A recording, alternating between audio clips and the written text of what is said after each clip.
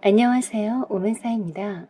오늘은 외사촌 오빠의 결혼식에 갔다가 못 볼 것을 보고 결혼식 엎어버렸습니다. 입니다. 오늘의 사연 읽어드리겠습니다. 제가 당한 기막힌 사연입니다. 재작년에 연인 사이였던 남친과 헤어졌어요. 3년을 사귀었었고 결혼까지 생각할 만큼 사랑했던 사람이었어요. 그런 그가 나를 놔두고 하는 판리라고는 전혀 예상치 못했습니다. 그는 내가 아는 한 착한 사람이라고 생각했었기 때문이죠.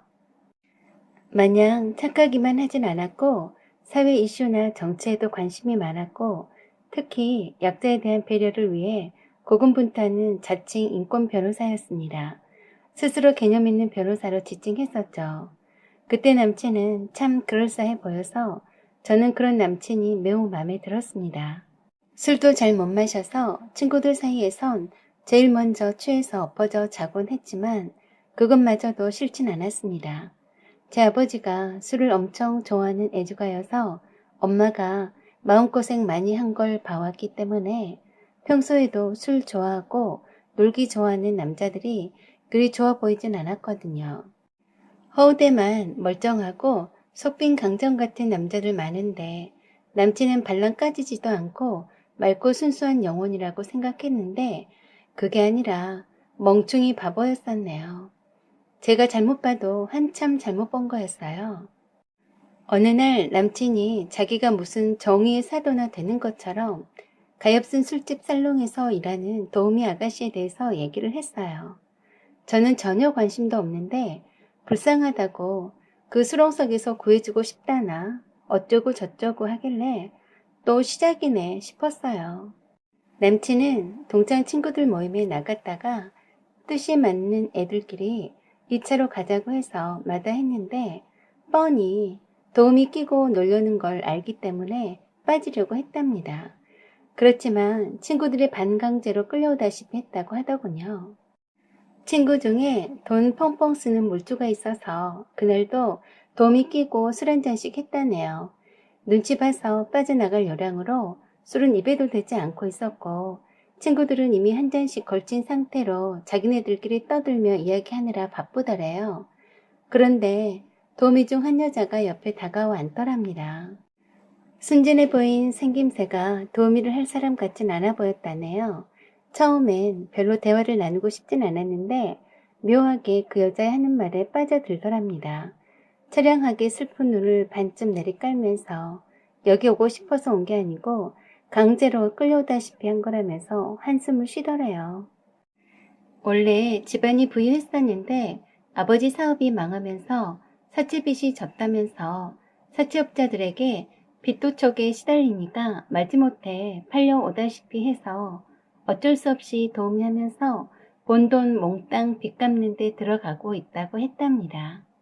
아버지 빚 다 갚기 전에는 여기서 빠져나갈 수 없다고 했다면서 세상에 그렇게 불쌍한 여자도 다 있더라고 했어요. 그러면서 부모님 모르게 술집 도우미 짓을 하는데 어디다 도움 요청할 곳도 없어서 갚아야 할 빚은 줄어들지 않고 있는데 도망가고 싶지만 도망갈 데도 없다고 했다네요. 남친은 왜 진작 빚이 그 지경으로 감당이 안 될 정도이면 파산 신청이나 개인 회생 절차를 밟지 않았냐고 반문하면서 물었는데 아버지 사업 일이라서 잘 모른다고 얼버무리더랍니다. 그래서 남친은 아마도 연대보증을 섰기 때문에 파산 신청을 해도 소용없었나 하고 갸우뚱했다네요.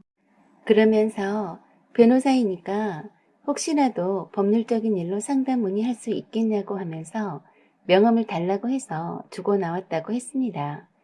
그 뒤로 남친은 그 여자가 연락해와서 몇 번 만나면서 급속도로 친해졌다고 했어요. 순진하고 착한 아가씨인데 주변에 아무도 도와주는 사람이 없어서 사채업자가 포주처럼 감시를 하고 도우미로 술집들을 이리저리 돌리니 도와주고 싶었다고 했어요. 비가 억수로 떨어지는 어느 날 밤에 도우미 노릇을 더 이상 할 수 없어서 도망쳐 나왔다고 했대요. 갈 곳이 없어서 왔다고 도와달라며 어떻게 알았는지 남친 오피스텔로 찾아왔답니다. 이 멍충이 남친은 그 말에 깜빡 속아서 혼자 살고 있는 오피스텔로 들어오게 했고 그때부터 저 몰래 동거 아닌 동거가 시작되었다고 했어요. 그렇게 동거 아닌 동거가 리얼 동거로 변하게 되는 데는 얼마 걸리진 않았대요. 그때부터 바보 남친은 그 여자 물주가 되었습니다. 어떻게 해서 남친의 혼을 쏙 빼놓았는지 남친은 도우미한테 푹 빠져 있더라고요. 정말 이렇게 멍청하고 부족한 사람인 줄 몰랐습니다. 제가 남친 오피스텔로 찾아가 보지 않았더라면 남친이 정말로 바빠서 만나주지 않는 걸로 생각했을 겁니다. 남친이 바쁠 것 같아서 저녁거리 간단히 장봐와서 반찬이나 해놓고서 잠깐 기다려 볼 생각으로 남친 오피스텔에 비번 따고 들어갔습니다.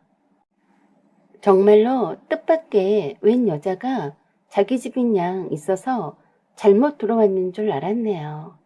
그런데 남친 오피스텔이 맞더라고요. 저는 누구세요? 하니까 당신이야말로 누군데 함부로 들어와요? 하더군요. 그리고 우린 서로 어디서 많이 본 듯한 얼굴임을 바로 알아차렸습니다. 야, 너 영미 아니니? 그래, 수키? 그랬습니다. 세상에, 고등학교 동창이었어요. 그런데 수키, 너 여기서 뭐하니? 여기 내 남친 집인데? 했더니 네 남친이라고? 어떡하니? 내 애인 집인데? 나 여기서 살고 있는데? 하는 거였습니다. 정말 기가 막히더라고요. 남친 집에 여자가 자기 집인 양 있는 것도 뒤로 나자빠질 사건인데 바로 그 여자가 하필 일진 중의 일진으로 악명 높았던 깡패 나부랭이 수키다니요. 세상에 이런 일이. 네 남친이었어? 정말 웃겨. 남자가 왜 그렇게 째째하니? 쫌탱이처럼. 돈 아까워서 짤짤매고. 수키가 내 남친과 엮이다니 정말 구역질 내기 싫었습니다. 가타부타 여러 말 필요 없이 바로 남친 집에서 나와버렸어요.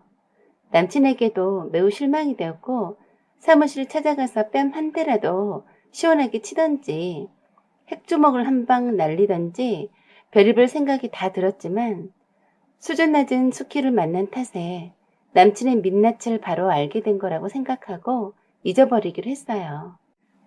수키는 어떻게 내 전화번호를 알았는지 남친과 오피스텔에서 함께 찍은 사진을 보내면서 잘 갖고 놀다가 돌려줄게.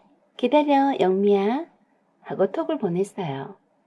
내가 아무런 반응을 하지 않자 아주 재미가 났는지 속옷 차림으로 아주 러블리하게 있는 장면을 일부러 연출해서 찍은 사진을 마구마구 보내더군요. 수키는 그때도 그런 애였습니다. 사생아로 태어나서 부모의 사랑 한번 못 받아보고 엄마한테도 버림받아 보호시설에 돌아가며 맡겨져 자랐기 때문에 늘 열등감에 사로잡혀서 다른 애들을 괴롭혔어요. 수키가 보낸 사진들을 삭제하려다 말고 혹시 몰라서 저장해 두었습니다. 그리고 며칠 후 제가 오피스텔에 다녀가서 둘이 동거 사실을 알고 있다는 사실을 수키가 말해준 모양이에요. 만나자고 톡이 왔는데 저는 거절했습니다. 그리고 수키가 하는 말은 모두 거짓말이니 믿거나 말거나 모두 네 책임이니 어디 한번 당해봐 라고 톡만 보냈습니다. 아니나 다를까 한 달도 채 안 되어서 영미야 네 남친 돌려줄게 잘 갖고 놀았다 하는 톡이 왔더군요. 이왕이면 얄미운 남친이 수키한테 되도록이면 된통으로 당해야 고소해야 할 텐데 라고 생각했어요. 얼마 지나지 않아서 전 남친한테서 전화가 왔어요. 수키가 어디 있는지 짐작가는 데가 있는가 물어보더라고요. 역시나 수키는 제대로 한 건 하고 사라졌더라고요. 주말에 수면제 타서 먹여서 잠자는 동안 전남친 지갑에 있는 신용카드로 백화점 기금속 코너에서 할부로 죄다 사쟁겼고 오피스텔 보증금 증액으로 보태려고 찾아놓은 적금 턴 돈도 어떻게 신용카드 출금 비번을 알아내는지 빼서 몽땅 가져갔다네요. 그래서 제가 어머, 수키가 정말 좋아했나 보네. 그 정도로만 헤쳐먹은 것 보니 하고 말해주었습니다. 혹시라도 연락이 오면 경찰에 신고했다고 전해달라고 했어요. 쌤통이다 라고 생각했습니다. 그런 후 1년이 지난 어느 날에 외사촌 오빠 결혼식에 가게 되었습니다. 그날따라 엄마가 자기 자식 결혼식 마냥 들떠서 일찌감치 서두르셔서 이른 시각에 예식장에 도착했어요. 신랑 신부도 이제 막 도착해서 신부 대기실에 있었어요. 우리 식구들은 누구랄 것도 없이 아름다운 신부가 어떤 사람인지 궁금해서 오르르 몰려갔습니다. 신부보다 먼저 사촌 오빠한테 달려가서 축하한다고 전해주고 신부를 쳐다봤어요. 눈이 딱 마주쳤는데 저는 입을 딱 벌리고 말았네요. 나도 모르게 오마이갓! 이게 누구야? 너 수키 맞지? 저는 순간 외사촌 오빠를 쳐다봤어요. 이 여자랑 결혼한다고? 미쳤어 오빠? 나도 모르게 나와버린 소리에 저희 식구들이 왜 그러냐며 아는 사람이냐며 놀랐습니다. 수키는 저를 보자 얼굴이 창백해져 있더군요. 저는 남동생한테 신부 대기실 문을 잠그고 못 나가게 지키라고 했어요. 세상에나 이젠 우리 사촌 오빠 사기쳐 잡수려고 했니? 사촌 오빠가 언니한테 무슨 망발이냐고 하길래 언니는 무슨 언니? 이 여자 혼인빙자 전문 사기꾼에다 절도범이야. 지금 이 여자한테 당한 남자가 아주 애타게 찾고 있지. 오빠, 이 결혼 무효야. 내가 아니었으면 우리 오빠 후루룩 훑어 잡수고 떠날 판이었겠네. 하고 말하니 얼굴이 빨개져서 아무 말도 못하고 안절부절 하더라고요. 그리고 전 남친에게 전화해서 예식장으로 오라고 했고 오기 전에 신고했던 경찰서에 연락해서 경찰 출동시켜서 잡아가라고 떠나갈 듯이 큰 소리로 말했습니다.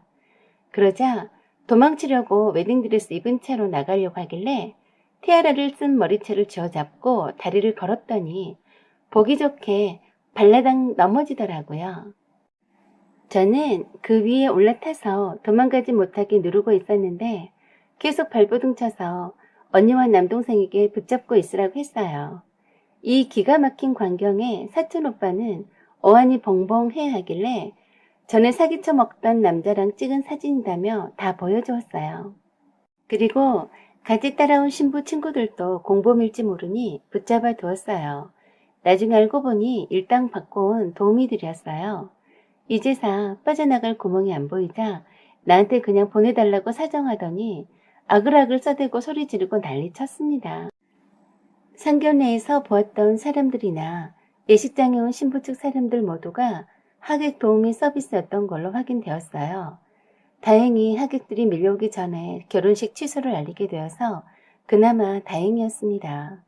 수키는 혼인 빙자 사기죄로 구속되었어요. 그동안 결혼 이물이라며 오빠에게 건넨 다이아 반지도 다 가짜였고 오빠한테 받은 진짜 다이아 반지를 받아내려고 용을 썼더라고요. 사촌 오빠는 좀 충격받았는지 정신이 없었지만 모든 것이 사기였다는 것을 알고는 저에게 고마워했습니다. 저렇게 착해 보이는 얼굴의 이면에 저런 모습이 있었다니 믿기지 않는다고 했어요. 이모도 저 아니었음 큰일 날 뻔했다고 천만다행이다고 했습니다. 저는 사촌 오빠에게 여자 외모에만 빠지지 말고 두루두루 잘 살펴가며 만나라고 했습니다. 물론 저도 마찬가지죠. 착하고 잘난 사람인 줄 착각하고 좋아했었는데 멍청하고 형편없는 사람이었거든요.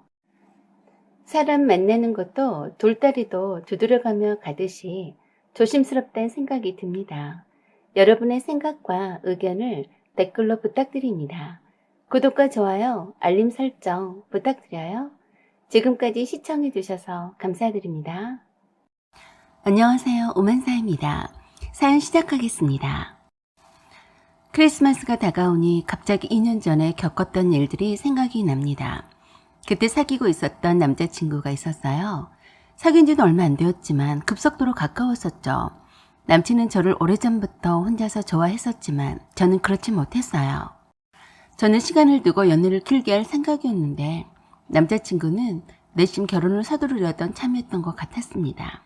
얼마 되지도 않아서 커플 반지로 비싼 백금 반지를 끼워주더니 목걸이도 해주고 발찌도 채워주고 그러더라고요.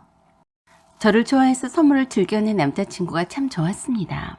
저희 집이 가난한 편이라서 대학 다닐 때도 많을 때는 알바를 하루 서너 개씩 할 때도 있었고 장학금을 받지 못할까 봐서 항상 전전긍긍해하며 힘들게 학창 시절을 보내었었죠. 그래서 늘 돈을 많이 벌어서 여유롭게 살아보는 것이 소원이었습니다. 반대로 남자친구는 부모님이 경제적으로 지원을 확실히 해주는 듯 싶었어요. 한 번도 알바를 해본 적도 없었다고 했고 방학 때이면 해외여행 다니느라 바쁜 것 같더라고요. 남자친구는 졸업 후에는 따로 취업은 하지 않고 아버지의 사업체를 모델로 해서 무역업에 뛰어들었습니다. 남친 아버지의 경험과 노하우를 바탕으로 했기 때문이고 남친 아버지가 곁에서 물심양면으로 도우셔서인지 시작부터 아주 잘된 편이어서 돈을 잘 번다고 저에게 자랑했어요. 그런 남자친구가 싫지가 않았습니다. 그의 타고난 듯한 여유로움과 언제나 해맑은 듯한 웃는 모습이 좋았습니다.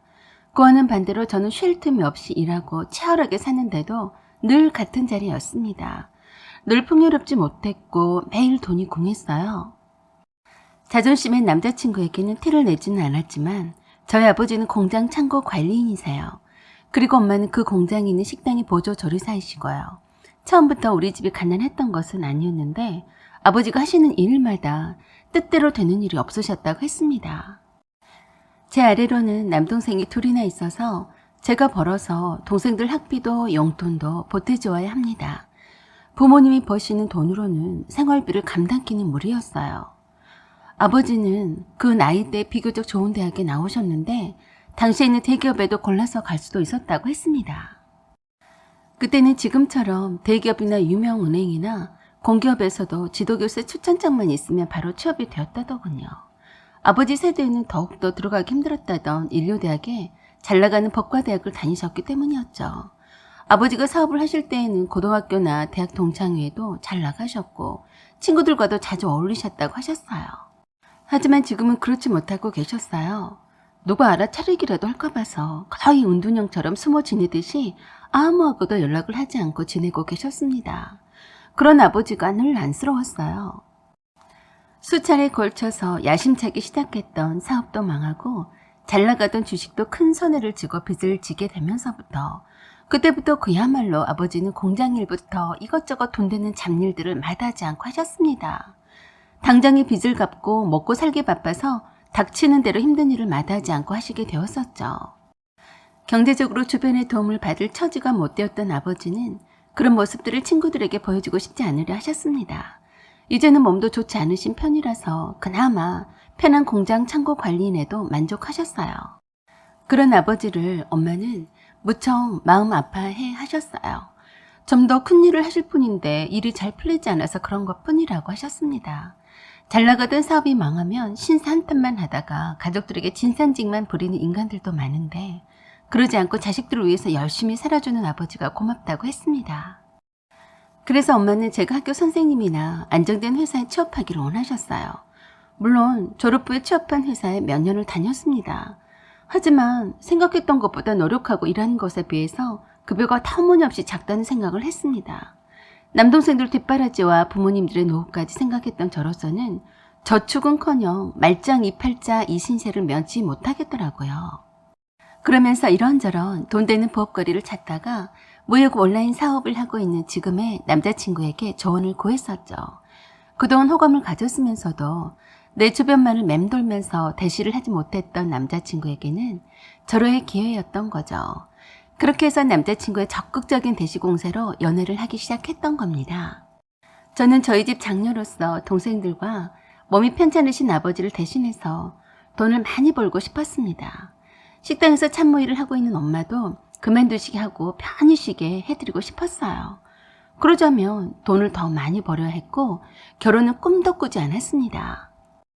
그와는 반대로 남자친구는 제가 어려운 가정 형편인 줄은 알고는 있었어도 찢어지게 가난한 편은 아니라서 제가 그런 생각까지 갖고 있었는 줄은 몰랐었던 것 같았어요. 그냥 일 욕심이 많고 능력이 있고 똑똑한 예쁜 여자라고만 생각했던 거죠. 주로 저희들의 연애의 반경은 남자친구의 사업체와 제가 일하는 곳인 집 주변이었어요. 남자친구가 그 짧은 시간 내에 많은 수익을 올리고 있는 사업에 대해서 저는 지대한 관심을 보였고 끊임없이 그 노하우를 배우기 위해서 열심히 남자친구 사업체에 드나들었었죠. 남자친구는 결혼까지 생각하고 있는 아가씨와 연애 중이란 사실을 남친 가족에게 알렸던 모양입니다. 저와는 전혀 결혼 말은 오고 가지 않은 상태였는데 말이죠. 남자친구는 크리스마스 전날 저녁에 자기 사업체에 있는 직원들과 함께 작은 파티를 연다면서 오라고 했어요. 그래서 별 생각 없이 약속한 시간보다 조금 늦게 남자친구 사무실에 찾아갔습니다. 크리스마스 트리도 멋지게 해놓고 족발에 감자탕에 맥주 안주에 엄청 많이 차려놓고 파티 분위기를 연출을 해놨더라고요. 그리고 거기에 있는 남친의 어머니와 누나가 와 있었어요. 차린 음식들의 대부분은 남친의 어머니가 준비해 주신 거였더라고요. 남친이 톡으로 어머니와 누나가 올 거라고 보냈다는데 제가 바빠서 그만 보지 못했습니다. 평소 일하는 복장 그대로였죠. 그런 줄 알았다면 좀 더 신경 쓰고 왔거나 파티에 초대받아 온 입장이라서 뭐라도 선물이라도 준비했을 겁니다.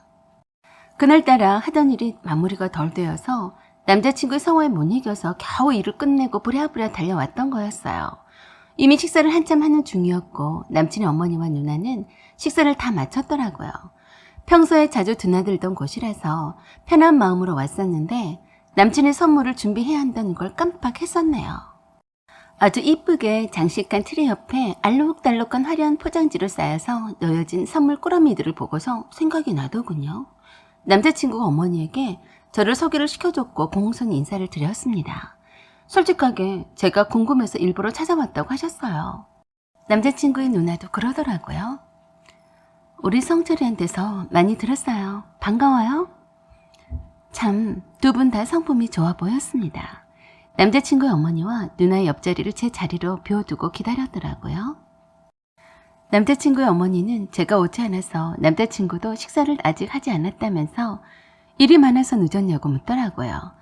괜시리 늦은 걸 탓하시는 것 같아서 저도 모르게 대충 일 핑계를 대고 둘러댔습니다. 그리고 묻더군요. 우리 아버지의 직업을요. 저희 아버지의 일을 부끄럽게 생각해 본 적은 없었지만 무슨 면접 보듯이 질문하는 남자친구의 어머니 태도에 왠지 당황스러웠습니다. 그래도 솔직하게 말씀을 드렸어요. 공장 창고 관리인으로 일하고 계세요. 관리인? 변호사이시니? 아니요, 그냥. 그럼 공장 관리 책임자이시구나? 아니, 그게 아니고.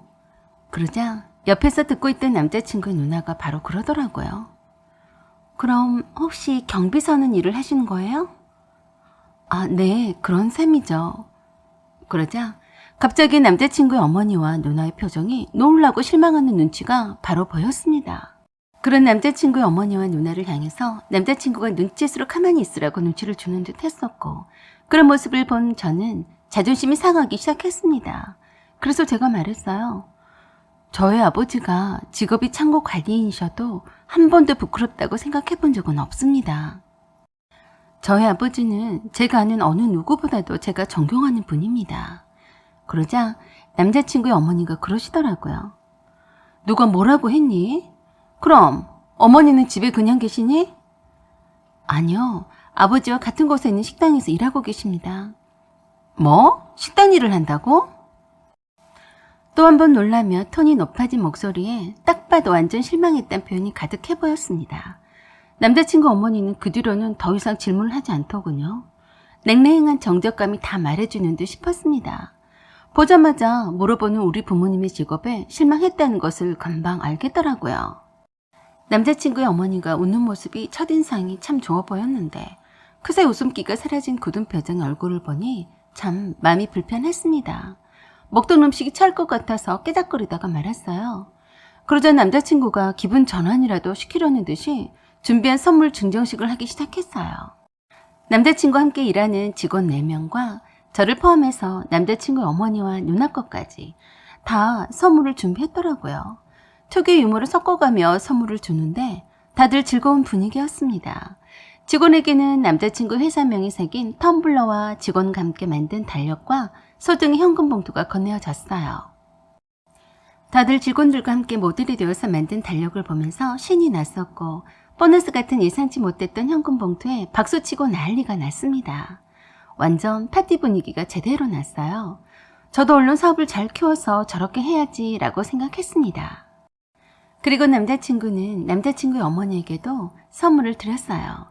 엄마, 그동안 저를 낳아서 키워주셔서 참 감사했습니다. 어머니 아들이 그동안 돈 많이 번 것도 다 어머니와 아버지 덕분이에요. 라고 하면서 큼지막한 선물을 드렸습니다. 남자친구의 그 곰살맞은 멘트와 생각보다 너무도 큰 선물 상자에 놀라서 엄청 좋아를 하시더라고요. 바로 선물을 펼쳐서 열어보시더니 감탄을 하셨습니다. 커플로 특별히 깔맞춘 유명 브랜드의 방한용 코트였어요. 거기에다가 커플 시크 잠옷 세트와 겨울용 가운까지 완벽하더라고요. 세심하고 다정하게 신경 써서 선물해주는 남자친구에게 남자친구 어머니가 볼에 뽀뽀를 하고 즐거워하셨습니다. 남친의 누나에게는 데이트 비용이라며 현금 봉투를 줬고요. 그리고 맨 마지막에 저에게도 선물을 주었습니다. 그리고 저에게는 집에 돌아가서 선물을 열어보라고 했어요. 하지만 남자친구의 누나와 어머니가 궁금하다며 왜 웅큼스럽게 몰래 혼자서만 선물을 열어보라고 하는 거냐며 뭐라 했습니다. 그래도 굳이 남자친구가 안 된다며 둘만이 공유하고 싶은 것도 있다고 하면서 열어보지 못하게 했습니다. 그러자 아무래도 수상하다면서 갑자기 남자친구 어머니 얼굴이 싸늘해졌어요. 남자친구 누나도 그러더군요. 야, 궁금하게 뭘 그리 숨겨. 좀 보면 어떻다고. 그래서 제가 남자친구에게 그랬어요. 그래, 궁금한데 지금 보자. 제 말이 채 떨어지기가 무섭게 바로 남자친구의 누나가 제 선물 꾸러미를 뜯기 시작했습니다. 그러자 남자친구가 그러는 자기 누나에게 소리쳤어요. 누나, 지금 뭐하는 짓이야? 남의 선물을. 라고 하면서 선물을 못 뜯도록 가로챘습니다. 저도 남자친구 누나 행동에 좀 불쾌했었죠. 남자친구의 누나는 그러더라고요. 아니, 궁금한데 지니 씨도 풀어보자고 하잖니. 지니 씨, 얼른 풀어보세요. 그렇지만 저는 생각을 바꿨어요. 남자친구가 뜯지 말라고 하는 데는 이유가 있다고 생각해서 선물을 주는 사람의 성의를 생각해서 집에 가서 혼자서 풀어보겠다고 했습니다. 그랬더니 남친 누나가 남친을 보면서 그러더라고요. 유난을 떤다. 궁금해서 지금 보면 어떻다고. 좀 수상하네. 남자친구 어머니는 저에게 그러시더군요. 지니 씨는 우리 아들에게 선물은 하지 않는 거예요? 얘 엄청 사랑꾼이라서 선물을 자주 했을 텐데. 네, 미처 준비를 못했어요. 미안해 성철 씨, 잊지 않고 당일 선물은 꼭 할게. 라고 했는데 남자친구 어머니 표정이 조금 못마땅해 한 것 같았습니다. 이래저래 불편해진 마음에 화장실에 다녀오겠다고 하고서는 남자친구를 불러내서 잠깐 보자고 했어요. 화장실에 가는 길에 남자친구에게 말했습니다. 성철 씨, 어머니가 나를 참 마음에 들어 하지 않는 것 같다. 하필 이렇게 아무 준비도 없이 깨치지한 모습으로 나타났으니. 라고 했더니 남자친구는 미안하다며 어머니가 저를 보고 싶다고 친척부터 말씀하셨는데 제가 늘 바쁜 관계로 미루고 미뤄졌다고 하더군요. 그래도 아들의 여자친구를 보려고 저렇게 음식도 다 준비하셨다는 말에 다시 정신을 가다듬고 좋은 시간을 가져야겠다는 생각을 했습니다. 그리고 화장실에 다녀왔는데 글쎄 난리가 났더라고요. 직원들이 서로 앞다퉈서 제 남자친구가 최고다고 하는데 무슨 말인가 했어요. 저와 남자친구가 나간 사이에 남친의 누나가 그 새 선물을 열어봤더라고요. 그냥 궁금해서 아무도 모르게 티나지 않게 보고 못 본 척 하려고 했었는데 샤넬 명품 백이 들어있는 걸 보고서 기절 초풍할 뻔했다네요. 놀라서 뒤로 나자빠질 뻔한 남친 누나를 보고서 모두들 달려들어 펼쳐봤다고 했습니다. 감탄을 하는 직원들과는 다르게 남친의 어머니와 누나는 기가 막혀하는 모습이었습니다. 마치 남친에게 미쳐도 단단히 미쳤다는 표정으로 째려보고 계셨어요. 그 모습만으로도 많은 걸 말해주더군요. 엄마, 누나, 지금 예의 없이 무슨 짓이야? 어쩐지 이상하게 감춘다 했다. 무슨 큰 잘못이 난 것처럼 엄하게 남자친구를 바라보시는데 저는 참 무안했습니다. 그래서 제가 그랬네요. 성철 씨, 내게 이런 과분한 선물은 고마운데 난 받을 수 없겠어. 그 마음만은 받은 걸로 할게. 그리고 성철 씨 어머니 처음 뵌 자리에서 먼저 가게 되어서 죄송하네요. 전 이만 가보겠습니다. 라고 하고 나와버렸습니다. 남자친구는 저를 쩔레쩔레 따라 나와서는 계속 미안하다고 했어요.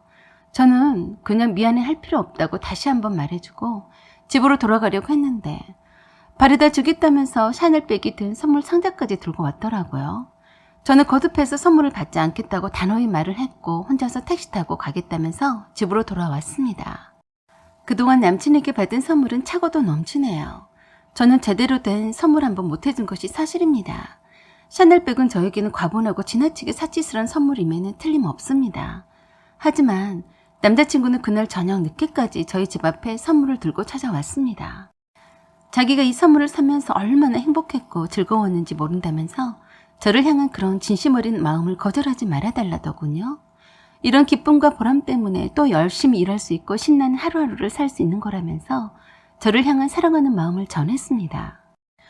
저는 남자친구의 그 말에 감복을 했고 남자친구를 향한 마음이 더 깊어지는 듯 했습니다.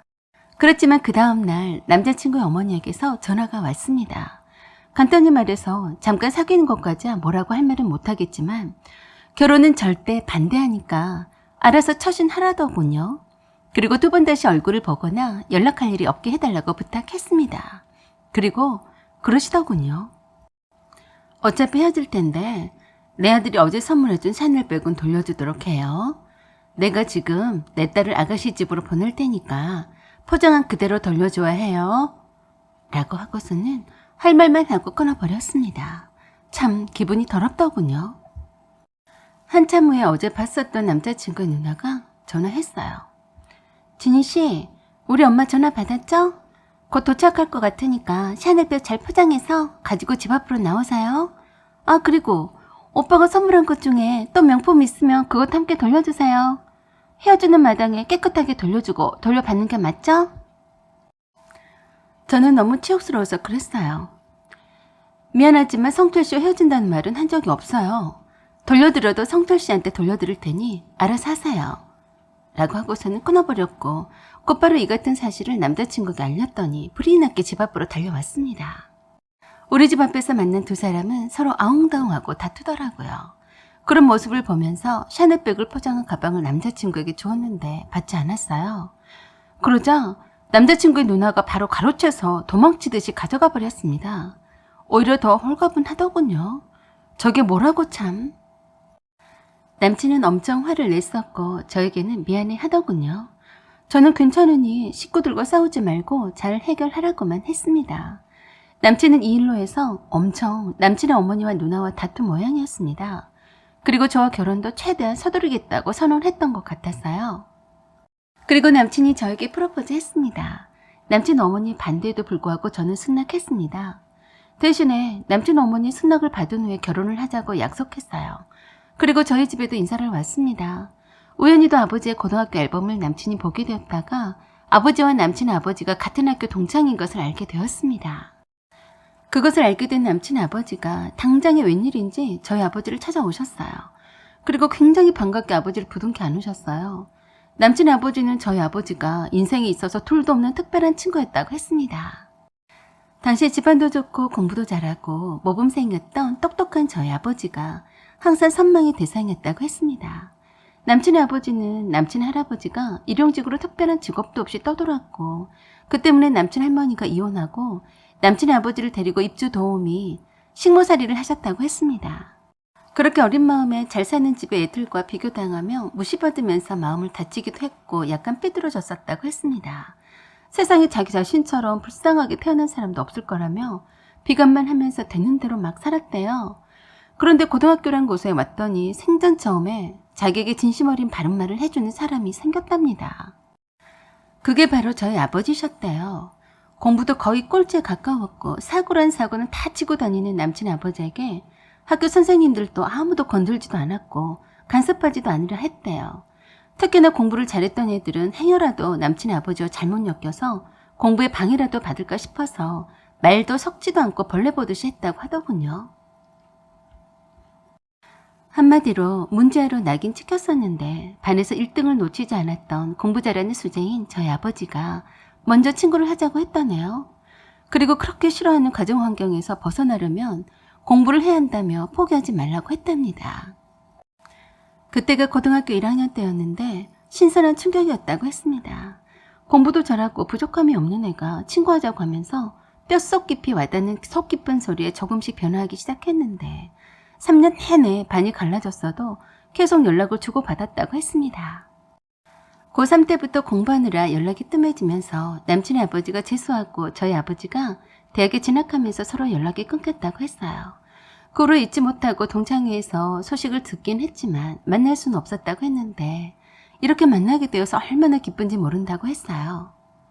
남친의 아버지가 이렇게 자수성가하게 되고 잘 살게 된 것이 모두 다 저희 아버지를 만난 덕분이라고 했습니다.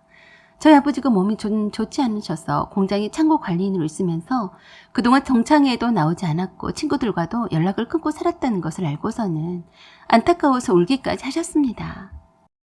그리고 어느 날 남친의 아버지가 남친의 어머니와 누나를 데리고 찾아왔습니다. 그리고 대신해서 사과를 한다고 하시면서 자기 주제를 잠시 망각한 탓이라며 용서를 비셨어요. 남친 아버지의 말씀에 의하면 남친 어머니는 연탄 배달집의 딸이었대요. 사실 따지고 보면 그리 집안을 내세울 만한 것도 없으면서 그런 거만을 떨었다면서 용서를 빌게 하기 위해서 함께 왔다고 했습니다. 남친 어머니와 누나는 고개를 푹 숙이면서 제 손을 잡고 잘못했다며 미안하다고 했습니다.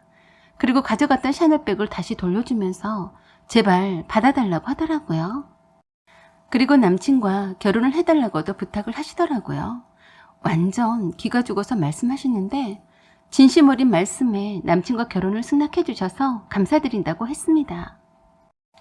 그 후로 남친 아버지와 저희 아버지는 자주 만나시고 계시고 특히 남친 아버지가 저희 사업체를 적극 밀어주시고 계십니다.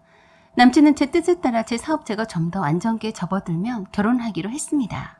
앞으로 좋은 일만 가득할 것만 같습니다. 여러분 응원해주세요. 사연은 여기까지입니다. 여러분의 생각과 의견을 말씀해주세요. 구독과 좋아요 그리고 알림 설정 부탁드려요. 지금까지 시청해주셔서 감사드립니다. 항상 행복하세요. 안녕하세요. 오면사입니다. 오늘은 외사촌 오빠의 결혼식에 갔다가 못 볼 것을 보고 결혼식 엎어버렸습니다. 입니다. 오늘의 사연 읽어드리겠습니다. 제가 당한 기막힌 사연입니다. 재작년에 연인 사이였던 남친과 헤어졌어요. 3년을 사귀었었고 결혼까지 생각할 만큼 사랑했던 사람이었어요. 그런 그가 나를 놔두고 하는 판리라고는 전혀 예상치 못했습니다. 그는 내가 아는 한 착한 사람이라고 생각했었기 때문이죠. 마냥 착하기만 하진 않았고 사회 이슈나 정치에도 관심이 많았고 특히 약자에 대한 배려를 위해 고군분투하는 자칭 인권 변호사였습니다. 스스로 개념 있는 변호사로 지칭했었죠. 그때 남친은 참 그럴싸해 보여서 저는 그런 남친이 매우 마음에 들었습니다. 술도 잘 못 마셔서 친구들 사이에선 제일 먼저 취해서 엎어져 자곤 했지만 그것마저도 싫진 않았습니다. 제 아버지가 술을 엄청 좋아하는 애주가여서 엄마가 마음고생 많이 한 걸 봐왔기 때문에 평소에도 술 좋아하고 놀기 좋아하는 남자들이 그리 좋아 보이진 않았거든요. 허우대만 멀쩡하고 속빈 강정 같은 남자들 많은데 남친은 발랑 까지지도 않고 맑고 순수한 영혼이라고 생각했는데 그게 아니라 멍충이 바보였었네요. 제가 잘못 봐도 한참 잘못 본 거였어요. 어느 날 남친이 자기가 무슨 정의의 사도나 되는 것처럼 가엾은 술집 살롱에서 일하는 도우미 아가씨에 대해서 얘기를 했어요. 저는 전혀 관심도 없는데 불쌍하다고 그 수렁석에서 구해주고 싶다나 어쩌고 저쩌고 하길래 또 시작이네 싶었어요. 남친은 동창 친구들 모임에 나갔다가 뜻이 맞는 애들끼리 2차로 가자고 해서 마다했는데 뻔히 도움이 끼고 놀려는 걸 알기 때문에 빠지려고 했답니다. 그렇지만 친구들이 반강제로 끌려오다시피 했다고 하더군요. 친구 중에 돈 펑펑 쓰는 물주가 있어서 그날도 도움이 끼고 술 한잔씩 했다네요.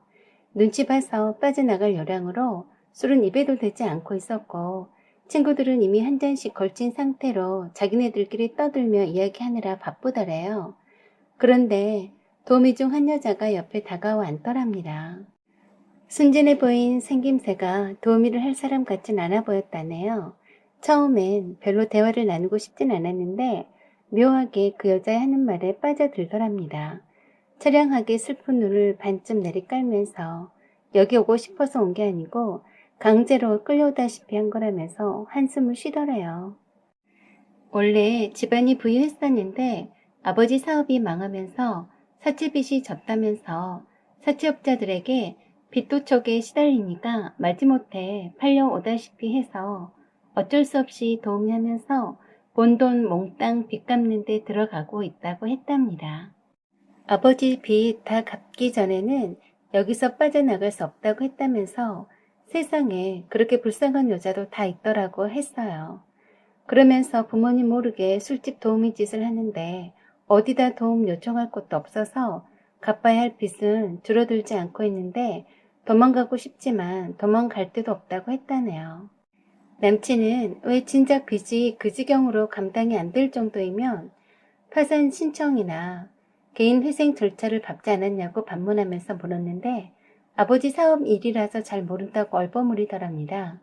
그래서 남친은 아마도 연대보증을 섰기 때문에 파산 신청을 해도 소용없었나 하고 갸우뚱했다네요. 그러면서 변호사이니까 혹시라도 법률적인 일로 상담 문의할 수 있겠냐고 하면서 명함을 달라고 해서 주고 나왔다고 했습니다. 그 뒤로 남친은 그 여자가 연락해와서 몇 번 만나면서 급속도로 친해졌다고 했어요. 순진하고 착한 아가씨인데 주변에 아무도 도와주는 사람이 없어서 사채업자가 포주처럼 감시를 하고 도우미로 술집들을 이리저리 돌리니 도와주고 싶었다고 했어요. 비가 억수로 떨어지는 어느 날 밤에 도우미 노릇을 더 이상 할 수 없어서 도망쳐 나왔다고 했대요. 갈 곳이 없어서 왔다고 도와달라며 어떻게 알았는지 남친 오피스텔로 찾아왔답니다. 이 멍충이 남친은 그 말에 깜빡 속아서 혼자 살고 있는 오피스텔로 들어오게 했고 그때부터 저 몰래 동거 아닌 동거가 시작되었다고 했어요. 그렇게 동거 아닌 동거가 리얼 동거로 변하게 되는 데는 얼마 걸리진 않았대요. 그때부터 바보 남친은 그 여자 물주가 되었습니다. 어떻게 해서 남친의 혼을 쏙 빼놓았는지 남친은 도우미한테 푹 빠져 있더라고요. 정말 이렇게 멍청하고 부족한 사람인 줄 몰랐습니다. 제가 남친 오피스텔로 찾아가 보지 않았더라면 남친이 정말로 바빠서 만나주지 않는 걸로 생각했을 겁니다. 남친이 바쁠 것 같아서 저녁거리 간단히 장봐와서 반찬이나 해놓고서 잠깐 기다려 볼 생각으로 남친 오피스텔에 비번 따고 들어갔습니다. 정말로 뜻밖의 웬 여자가 자기 집인 양 있어서 잘못 들어왔는 줄 알았네요. 그런데 남친 오피스텔이 맞더라고요. 저는 누구세요? 하니까 당신이야말로 누군데 함부로 들어와요? 하더군요. 그리고 우린 서로 어디서 많이 본 듯한 얼굴임을 바로 알아차렸습니다. 야, 너 영미 아니니? 그래, 수키? 그랬습니다. 세상에 고등학교 동창이었어요. 그런데 수키, 너 여기서 뭐하니? 여기 내 남친 집인데? 했더니 네 남친이라고? 어떡하니? 내 애인 집인데? 나 여기서 살고 있는데? 하는 거였습니다. 정말 기가 막히더라고요. 남친 집에 여자가 자기 집인 양 있는 것도 뒤로 나자빠질 사건인데 바로 그 여자가 하필 일진 중의 일진으로 악명 높았던 깡패 나부랭이 수키다니요. 세상에 이런 일이. 네 남친이었어? 정말 웃겨. 남자가 왜 그렇게 째째하니? 쫌탱이처럼. 돈 아까워서 쩔쩔매고. 수키가 내 남친과 엮이다니 정말 구역질나기 싫었습니다. 가타부타 여러 말 필요 없이 바로 남친 집에서 나와버렸어요. 남친에게도 매우 실망이 되었고 사무실을 찾아가서 뺨 한 대라도 시원하게 치던지 핵주먹을 한 방 날리던지 별의별 생각이 다 들었지만 수준 낮은 수키를 만난 탓에 남친의 민낯을 바로 알게 된 거라고 생각하고 잊어버리기로 했어요. 수키는 어떻게 내 전화번호를 알았는지 남친과 오피스텔에서 함께 찍은 사진을 보내면서 잘 갖고 놀다가 돌려줄게. 기다려, 영미야. 하고 톡을 보냈어요. 내가 아무런 반응을 하지 않자 아주 재미가 났는지 속옷 차림으로 아주 러블리하게 있는 장면을 일부러 연출해서 찍은 사진을 마구마구 보내더군요. 수키는 그때도 그런 애였습니다. 사생아로 태어나서 부모의 사랑 한번 못 받아보고 엄마한테도 버림받아 보호시설에 돌아가며 맡겨져 자랐기 때문에 늘 열등감에 사로잡혀서 다른 애들을 괴롭혔어요. 수키가 보낸 사진들을 삭제하려다 말고 혹시 몰라서 저장해 두었습니다. 그리고 며칠 후 제가 오피스텔에 다녀가서 둘이 동거 사실을 알고 있다는 사실을 수키가 말해준 모양이에요. 만나자고 톡이 왔는데 저는 거절했습니다. 그리고 수키가 하는 말은 모두 거짓말이니 믿거나 말거나 모두 네 책임이니 어디 한번 당해봐 라고 톡만 보냈습니다. 아니나 다를까 한 달도 채 안 되어서 영미야 네 남친 돌려줄게 잘 갖고 놀았다 하는 톡이 왔더군요. 이왕이면 얄미운 남친이 수키한테 되도록이면 된통으로 당해야 고소해야 할 텐데 라고 생각했어요. 얼마 지나지 않아서 전 남친한테서 전화가 왔어요. 수키가 어디 있는지 짐작가는 데가 있는가 물어보더라고요. 역시나 수키는 제대로 한 건 하고 사라졌더라고요. 주말에 수면제 타서 먹여서 잠자는 동안 전남친 지갑에 있는 신용카드로 백화점 기금속 코너에서 할부로 죄다 사재겼고 오피스텔 보증금 증액으로 보태려고 찾아놓은 적금 턴 돈도 어떻게 신용카드 출금 비번을 알아내는지 빼서 몽땅 가져갔다네요. 그래서 제가 어머 수키가 정말 좋아했나 보네. 그 정도로만 헤쳐먹은 것 보니 하고 말해주었습니다. 혹시라도 연락이 오면 경찰에 신고했다고 전해달라고 했어요. 쌤통이다 라고 생각했습니다. 그런 후 1년이 지난 어느 날에 외사촌 오빠 결혼식에 가게 되었습니다. 그날따라 엄마가 자기 자식 결혼식 마냥 들떠서 일찌감치 서두르셔서 이른 시각에 예식장에 도착했어요. 신랑 신부도 이제 막 도착해서 신부 대기실에 있었어요. 우리 식구들은 누구랄 것도 없이 아름다운 신부가 어떤 사람인지 궁금해서 오르르 몰려갔습니다. 신부보다 먼저 사촌 오빠한테 달려가서 축하한다고 전해주고 신부를 쳐다봤어요. 눈이 딱 마주쳤는데 저는 입을 딱 벌리고 말았네요. 나도 모르게 오마이갓! 이게 누구야? 너 수키 맞지? 저는 순간 외사촌 오빠를 쳐다봤어요. 이 여자랑 결혼한다고? 미쳤어 오빠? 나도 모르게 나와버린 소리에 저희 식구들이 왜 그러냐며 아는 사람이냐며 놀랐습니다. 수키는 저를 보자 얼굴이 창백해져 있더군요. 저는 남동생한테 신부 대기실 문을 잠그고 못 나가게 지키라고 했어요. 세상에나 이젠 우리 사촌 오빠 사기쳐 잡수려고 했니? 사촌 오빠가 언니한테 무슨 망발이냐고 하길래 언니는 무슨 언니? 이 여자 혼인빙자 전문 사기꾼에다 절도범이야.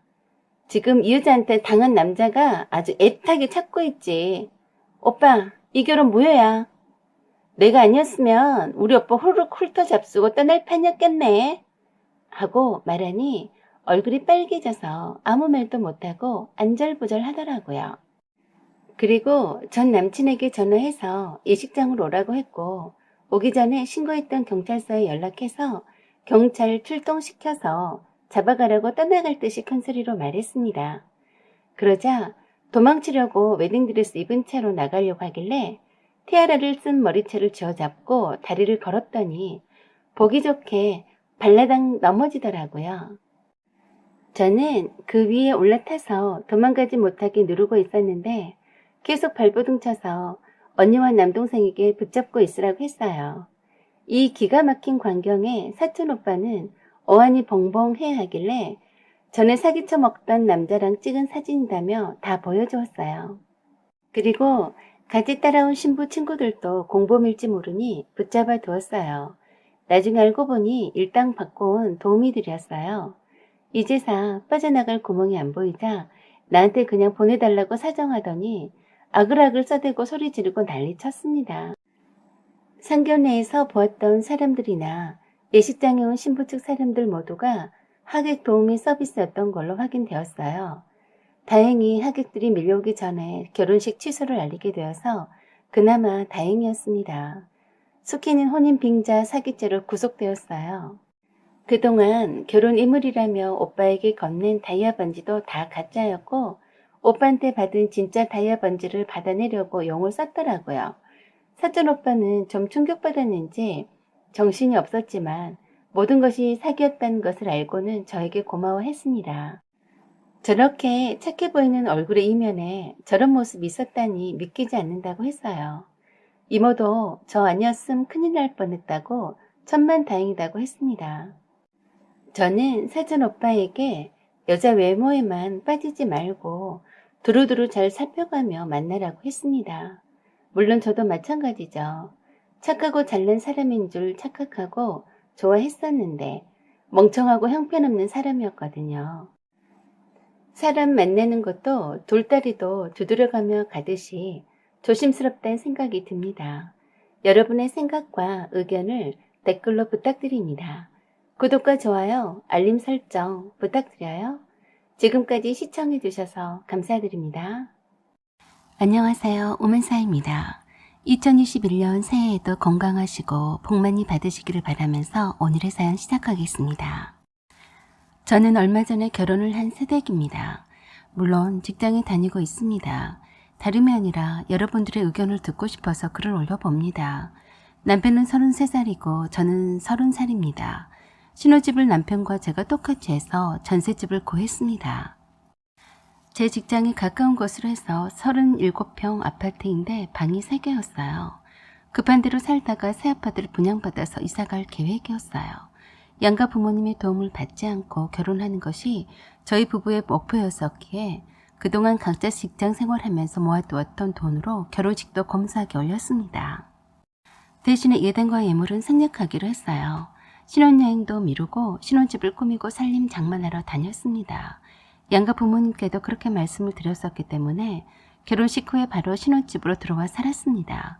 그래서 별도로 신혼여행 선물도 준비할 필요도 없었고 따로 양가 부모님께 인사드리러 가지도 않았었죠. 불필요한 비용을 최대한 줄여서 알뜰하게 돈을 모으려고 했습니다. 아기를 갖기 전까지는 최대한 목돈을 많이 모을 생각이었죠.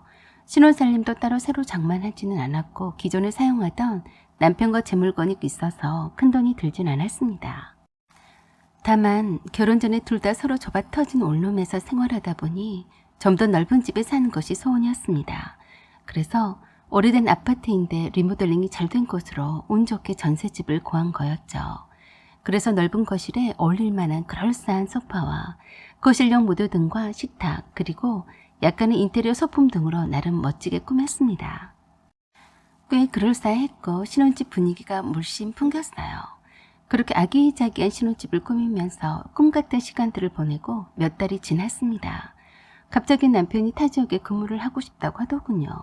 어디까지나 지원하는 건데 승진 가산점이 많이 붙는다고 하더라고요. 신혼이긴 하지만 어차피 한 번은 타 지역 근무를 해야 하기 때문에 잠시 2년만 주말 부부로 살면 어떻겠냐고 의견을 물어왔습니다. 승진에 도움이 된다고 하니까 마냥 싫다고 할 수는 없더라고요.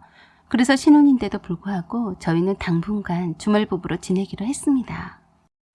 그러던 어느 날 갑자기 밤에 연락도 없이 시어머니가 찾아오셨어요.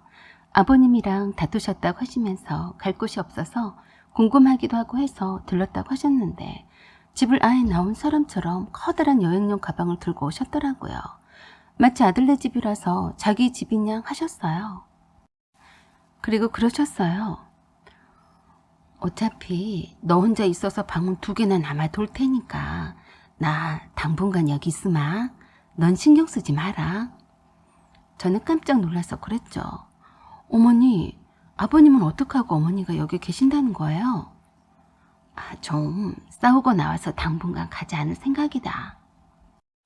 그야 뭐 하루 이틀 계시다가 가시는 것은 괜찮지만 아예 눌러 사시겠다는 말씀에 황당했어요.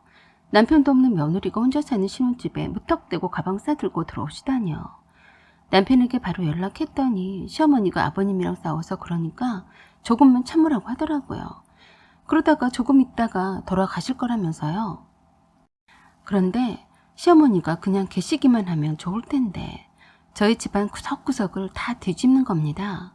제가 출근한 이후에 제 방에 들어와서 이것저것들을 만지는 것 같았고 특히 남편의 옷서랍의 옷들을 모두 꺼내서 다 개켜놨고요. 거실에 인테리어를 위해서 멋있게 진열해 놓은 화분과 소품들의 위치를 바꿔놓은 거예요. 발걸레로 사용하기 위해서 욕실 앞에 이쁘게 놓아두었던 수건도 어느새 욕실 수건거리에 걸어져 있었고요. 주방의 세간살이를 모두 다 시어머니가 사용하기 편리하게 정리를 해놓았습니다.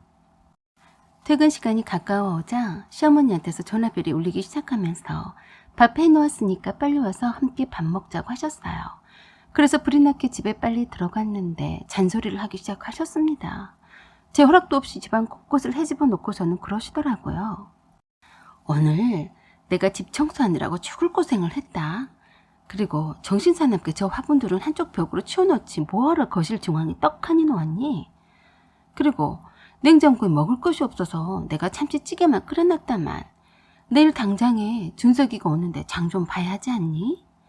양념통도 이렇게 밖에다가 진열만 해놓으면 안 되고 찬장에 한 대 모아둬야 편하다. 끝도 없이 잔소리를 하셨습니다. 조금 그러시다가 말겠지 싶었는데 제가 안방에서 옷을 갈아입고 있는데 벌컥 문을 열고 들어와서는 남편의 옷서랍을 열어보이고는 정리는 이렇게 하는 것이라며 잔소리를 계속 이어갔습니다. 퇴근 후 피곤한데 생전 겪어보지도 못했던 시어머니의 잔소리 엄청 신경이 날카로워졌어요. 옷 갈아입어야 하니까 나가 계시라고 했더니 여자끼리 뭐 어쩐다고 시어머니를 나가 있으라고 하냐고 별스럽다고 하시면서 계속 제 옷장문과 이불장문을 열어 제끼면서 잔소리를 이어갔어요. 그러고 보니 제 옷장 안까지 다 열어보신 흔적이 있는데 기가 막혔습니다. 그런데 시어머니는 저를 가르치려는 듯이 나중에 이불 개키는 법을 가르쳐주겠다고 하시면서 자랑스럽게 이불을 정리해놨다고 말씀을 하시더라고요. 네, 알았으니까 좀 나가 계세요. 옷 좀 갈아입고요. 속으로는 답답했어도 최대한 웃는 낯으로 말했어요. 하지만 그런 저를 신경도 쓰지 않고 계속 시어머니 하실 말씀만 계속 하셨고 저는 포기하고 얼른 후다닥 옷을 갈아입고 욕실로 씻으러 들어가 버렸어요. 그리고 욕실에서 남편에게 전화를 해서 시어머니가 오셔서 이렇게 신혼살림을 다 해집고 계신다고 말해 주었습니다. 그랬더니 남편이 더 우스웠어요. 아들집이라서 엄마가 좀 신경 쓰여서 그런 거니까 모른 척해. 나 금방 도착할 테니까 그때 얘기하자. 남편이 퇴근 후 바로 온다고 했습니다. 아들집이라니? 웃기네. 아들과 며느리의 집이지. 말은 정확히 해야지. 그렇게 욕실에서 한참을 씻고 나왔더니 시어머니가 그러셨어요.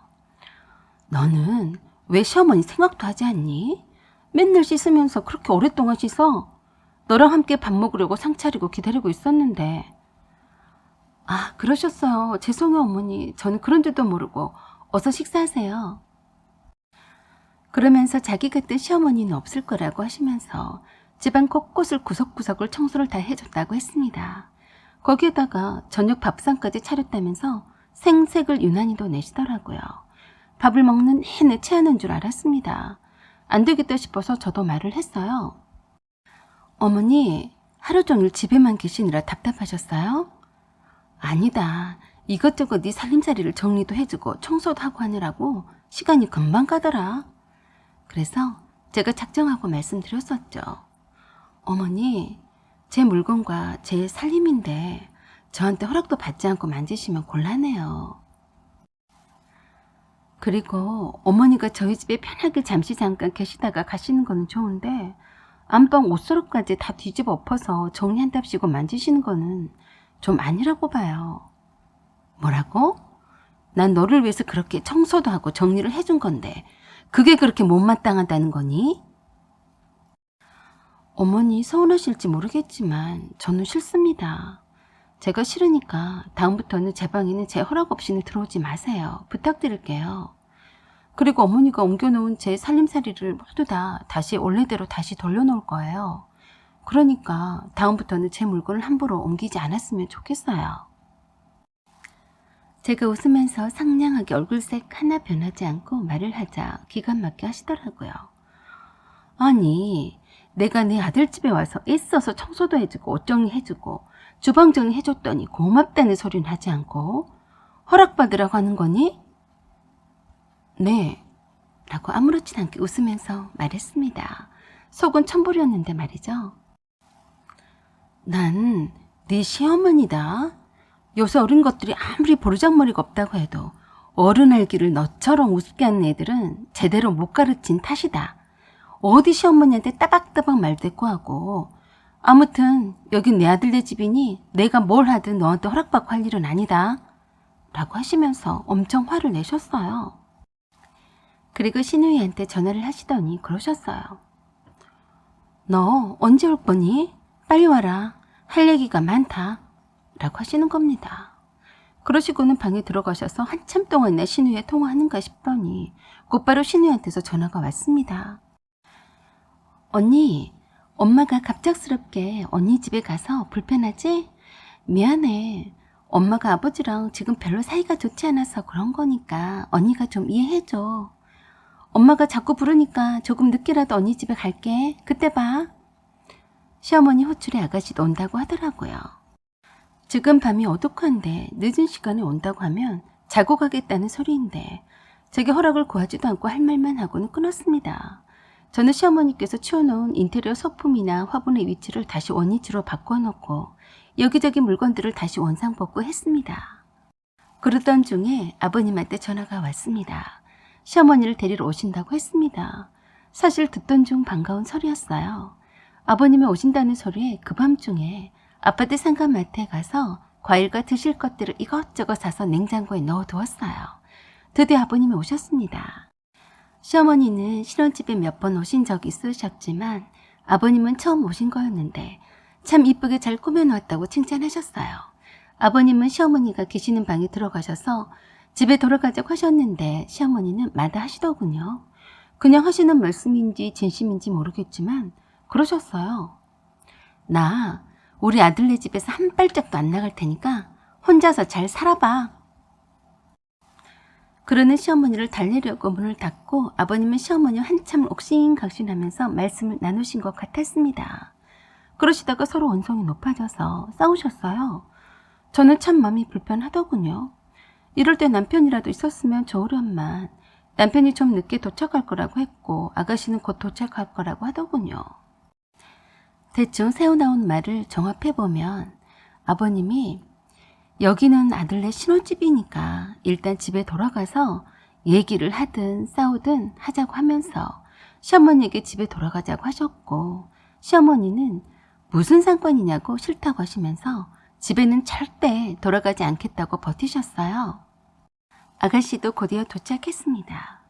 언니, 집을 참 예쁘게 꾸며놓으셨네요. 오자마자 저희 집 거실 인테리어에 감탄을 했습니다. 아가씨가 온 것을 알고는 시어머니가 아버님과 한참을 다투시다가 거실로 나오셨어요. 아버님도 따라 나오셨고요. 저는 주방에서 마실 것과 과일을 내오려고 했는데 아가씨가 괜찮으니까 잠깐만 제가 안방에 있어달라고 부탁을 하더라고요. 제가 안방으로 들어가자마자 거실에서 더욱 큰 소리로 시부모님이 서로 싸우셨고 아가씨가 나서서 시어머니의 편에 서서 얘기하는 것 같았습니다. 그러자 시어머니 목소리는 더욱 커졌고 아버님도 더 화를 많이 내셨어요. 무슨 일로 저를 싸우시는 줄 뻔히 알겠더라고요. 아버님이 며느리한테 쪽이 팔려서 조용히 시어머니를 데리고 갈 생각을 하시는 것 같았는데 쉽지 않아 보였고요. 드디어 남편이 도착했는데 오히려 시어머니는 남편을 붙잡고 더욱 서럽게 우시면서 아버님을 원망했습니다. 저는 일주일 만에 보는 남편인데 시댁 식구들 틈에 껴서 제대로 말 한마디도 나눠보지 못하고 눈치껏 제 방에 틀어박혀서 나오지 않았네요. 아버님이 산악회에서 만난 젊은 여자와 바람이 났다는 시어머니 주장과 그건 터무니없는 억측이다는 아버님의 주장이 팽팽하면서 끝도 없는 말싸움이었어요. 그러다가 무심결에 제가 잠이 들었다가 새벽쯤에 깼습니다. 그래서 거실로 나갔는데 깜짝 놀랐어요. 남편은 소파에서 대충 누워서 잠들었고 아버님은 거실 바닥에다 이불을 깔고 검정 네이 차림으로 주무시고 계셨어요. 작은 방에서는 아가씨와 시어머니가 자고 있었을 거고요. 저는 그냥 이왕 이렇게 된 거 집들이 겸 했다 손치고 시부모님이 잘 화해하셔서 사이좋게 돌아가셨으면 좋겠다는 생각을 했습니다. 그래서 그 다음 날에도 모두들 자고 있길래 저 혼자 집을 나서서 마트에서 다시 장을 봤어요. 요리는 잘 하지 못해서 그냥 고기만 많이 샀어요. 장을 봐서 돌아온 시각이 점심때가 다 되었던지라 다들 일어나 있었습니다. 아가씨랑 함께 사온 고기를 굽고 싸움을 해서 식사를 잘 마쳤고 이제나 저제나 언제 가시려나 했는데 다들 갈 생각을 하지 않더라고요.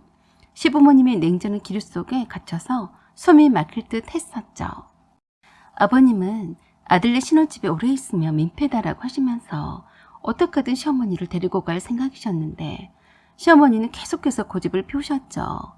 아버님이 바람을 피웠다고 생각하는 시어머니 입장에서는 절대 돌아가지 않고 저희 집에서 눌러서 사시겠다고 했지만 그냥 호학김에 하는 소리인 줄로만 알았어요. 저도 은근히 걱정이 되어서 남편에게 어떻게 할 거냐고 했더니 태평스럽게 그러더라고요.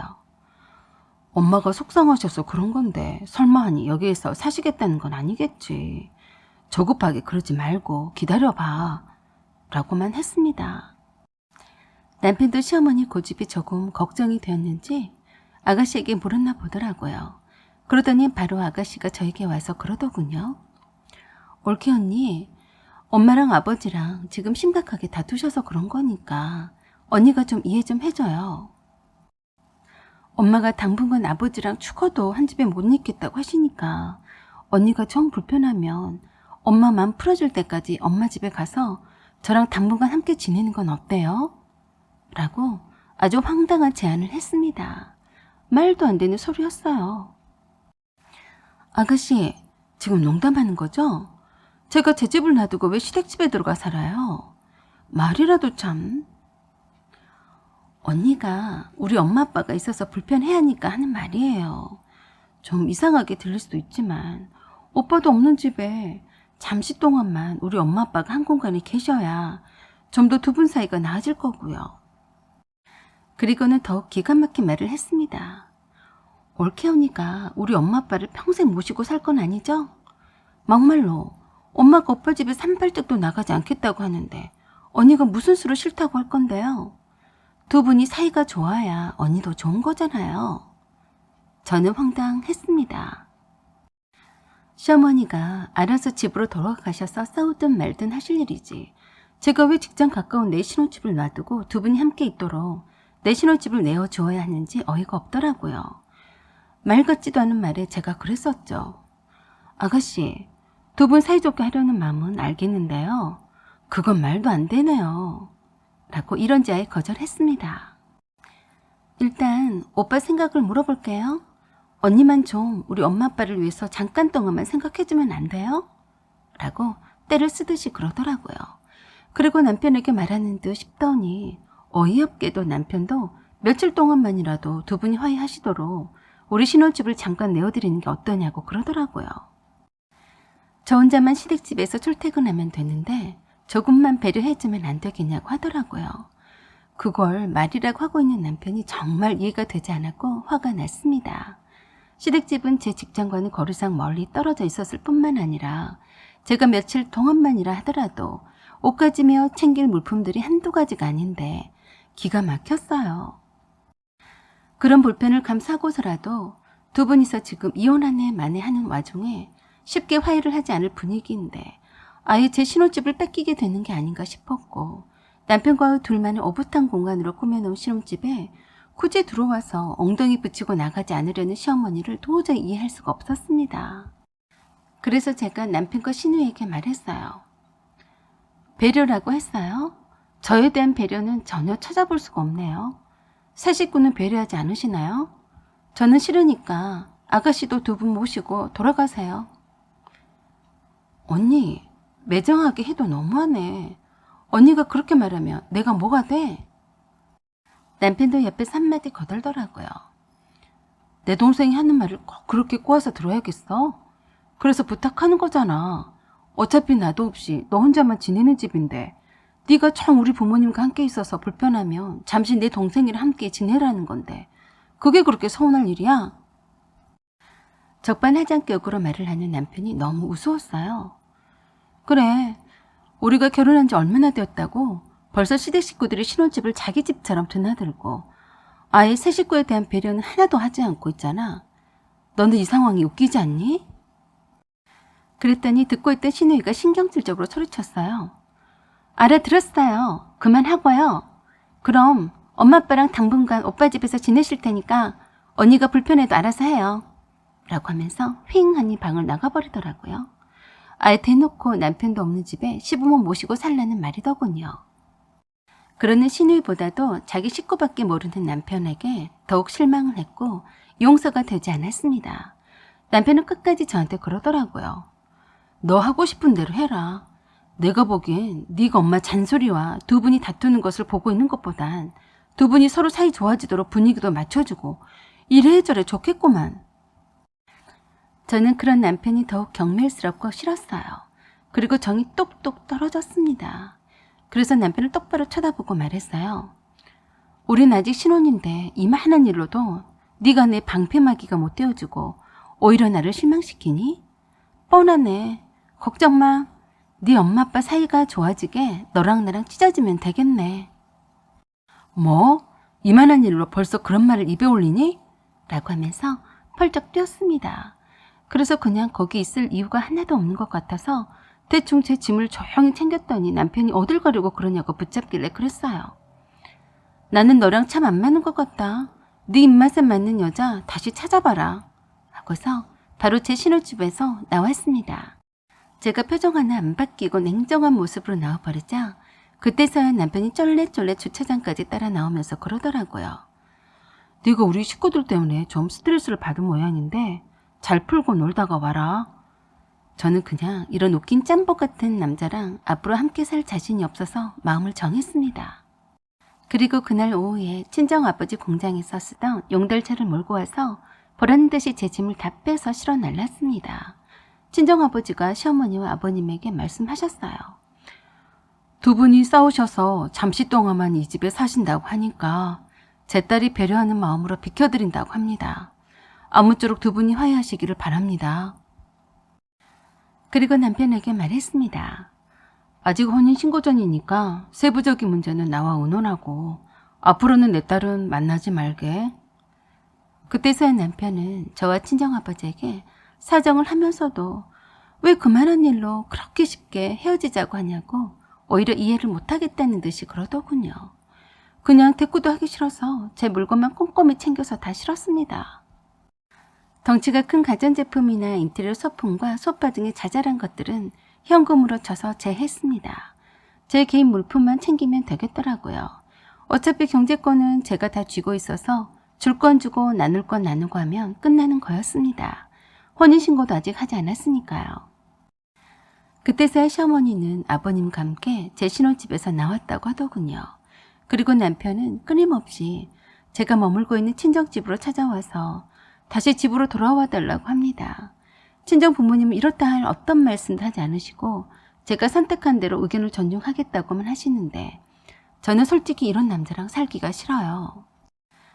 제가 뭐가 아쉬워서 행복하려고 한 결혼인데 못 믿어온 남자랑 또 언제 있을지 모를 저런 배려 없는 시댁 식구들 때문에 아웅다웅 해야 하는 부담감을 떠안아야 하는 거죠. 제가 왜 짐을 싸들고 나와 했는지 충분히 남편 이해한 것 같지도 않는데 그런 뻔한 결혼 생활은 이어가고 싶지 않네요. 인생의 선배로서 또는 동년배로서 또는 미래의 결혼 계획이 있는 분으로서 의견이 어떠신지요? 한번 결혼까지 생각할 정도로 한때 사랑했던 남자와 쉽게 헤어지기보다는 용서하거나 감싸주고 그 정도는 눈 감아주고 살아도 되는 건지, 아니면 제 맘이 이끄는 대로 해야 되는 건지 여쭙고 싶습니다. 사연은 여기까지입니다. 여러분의 생각과 의견을 말씀해 주세요. 구독과 좋아요 그리고 알림 설정 부탁드립니다. 새해 좋은 일만 가득하시고 행복하시기를 빕니다. 지금까지 시청해 주셔서 감사드립니다. 안녕하세요. 오만사입니다. 제가 결혼한 지 얼마 안 되었을 때 회사에서 근무하고 있는 저에게 시어머니께서 전화를 하셨어요. 아가, 일하느라 고생한다. 날이 엄청 덥구나. 네, 어머니. 무슨 일로 전화하셨어요? 아니, 글쎄, 내가 네 시누이집에 애들을 보러 왔는데 말이다. 네, 그런데 어머니? 에어컨이 작동이 안 되어서 네 시누이한테 물었더니 고장이 난 것 같다고 하질 뭐냐? 네, 그럼 어떡해요? 더우실 텐데.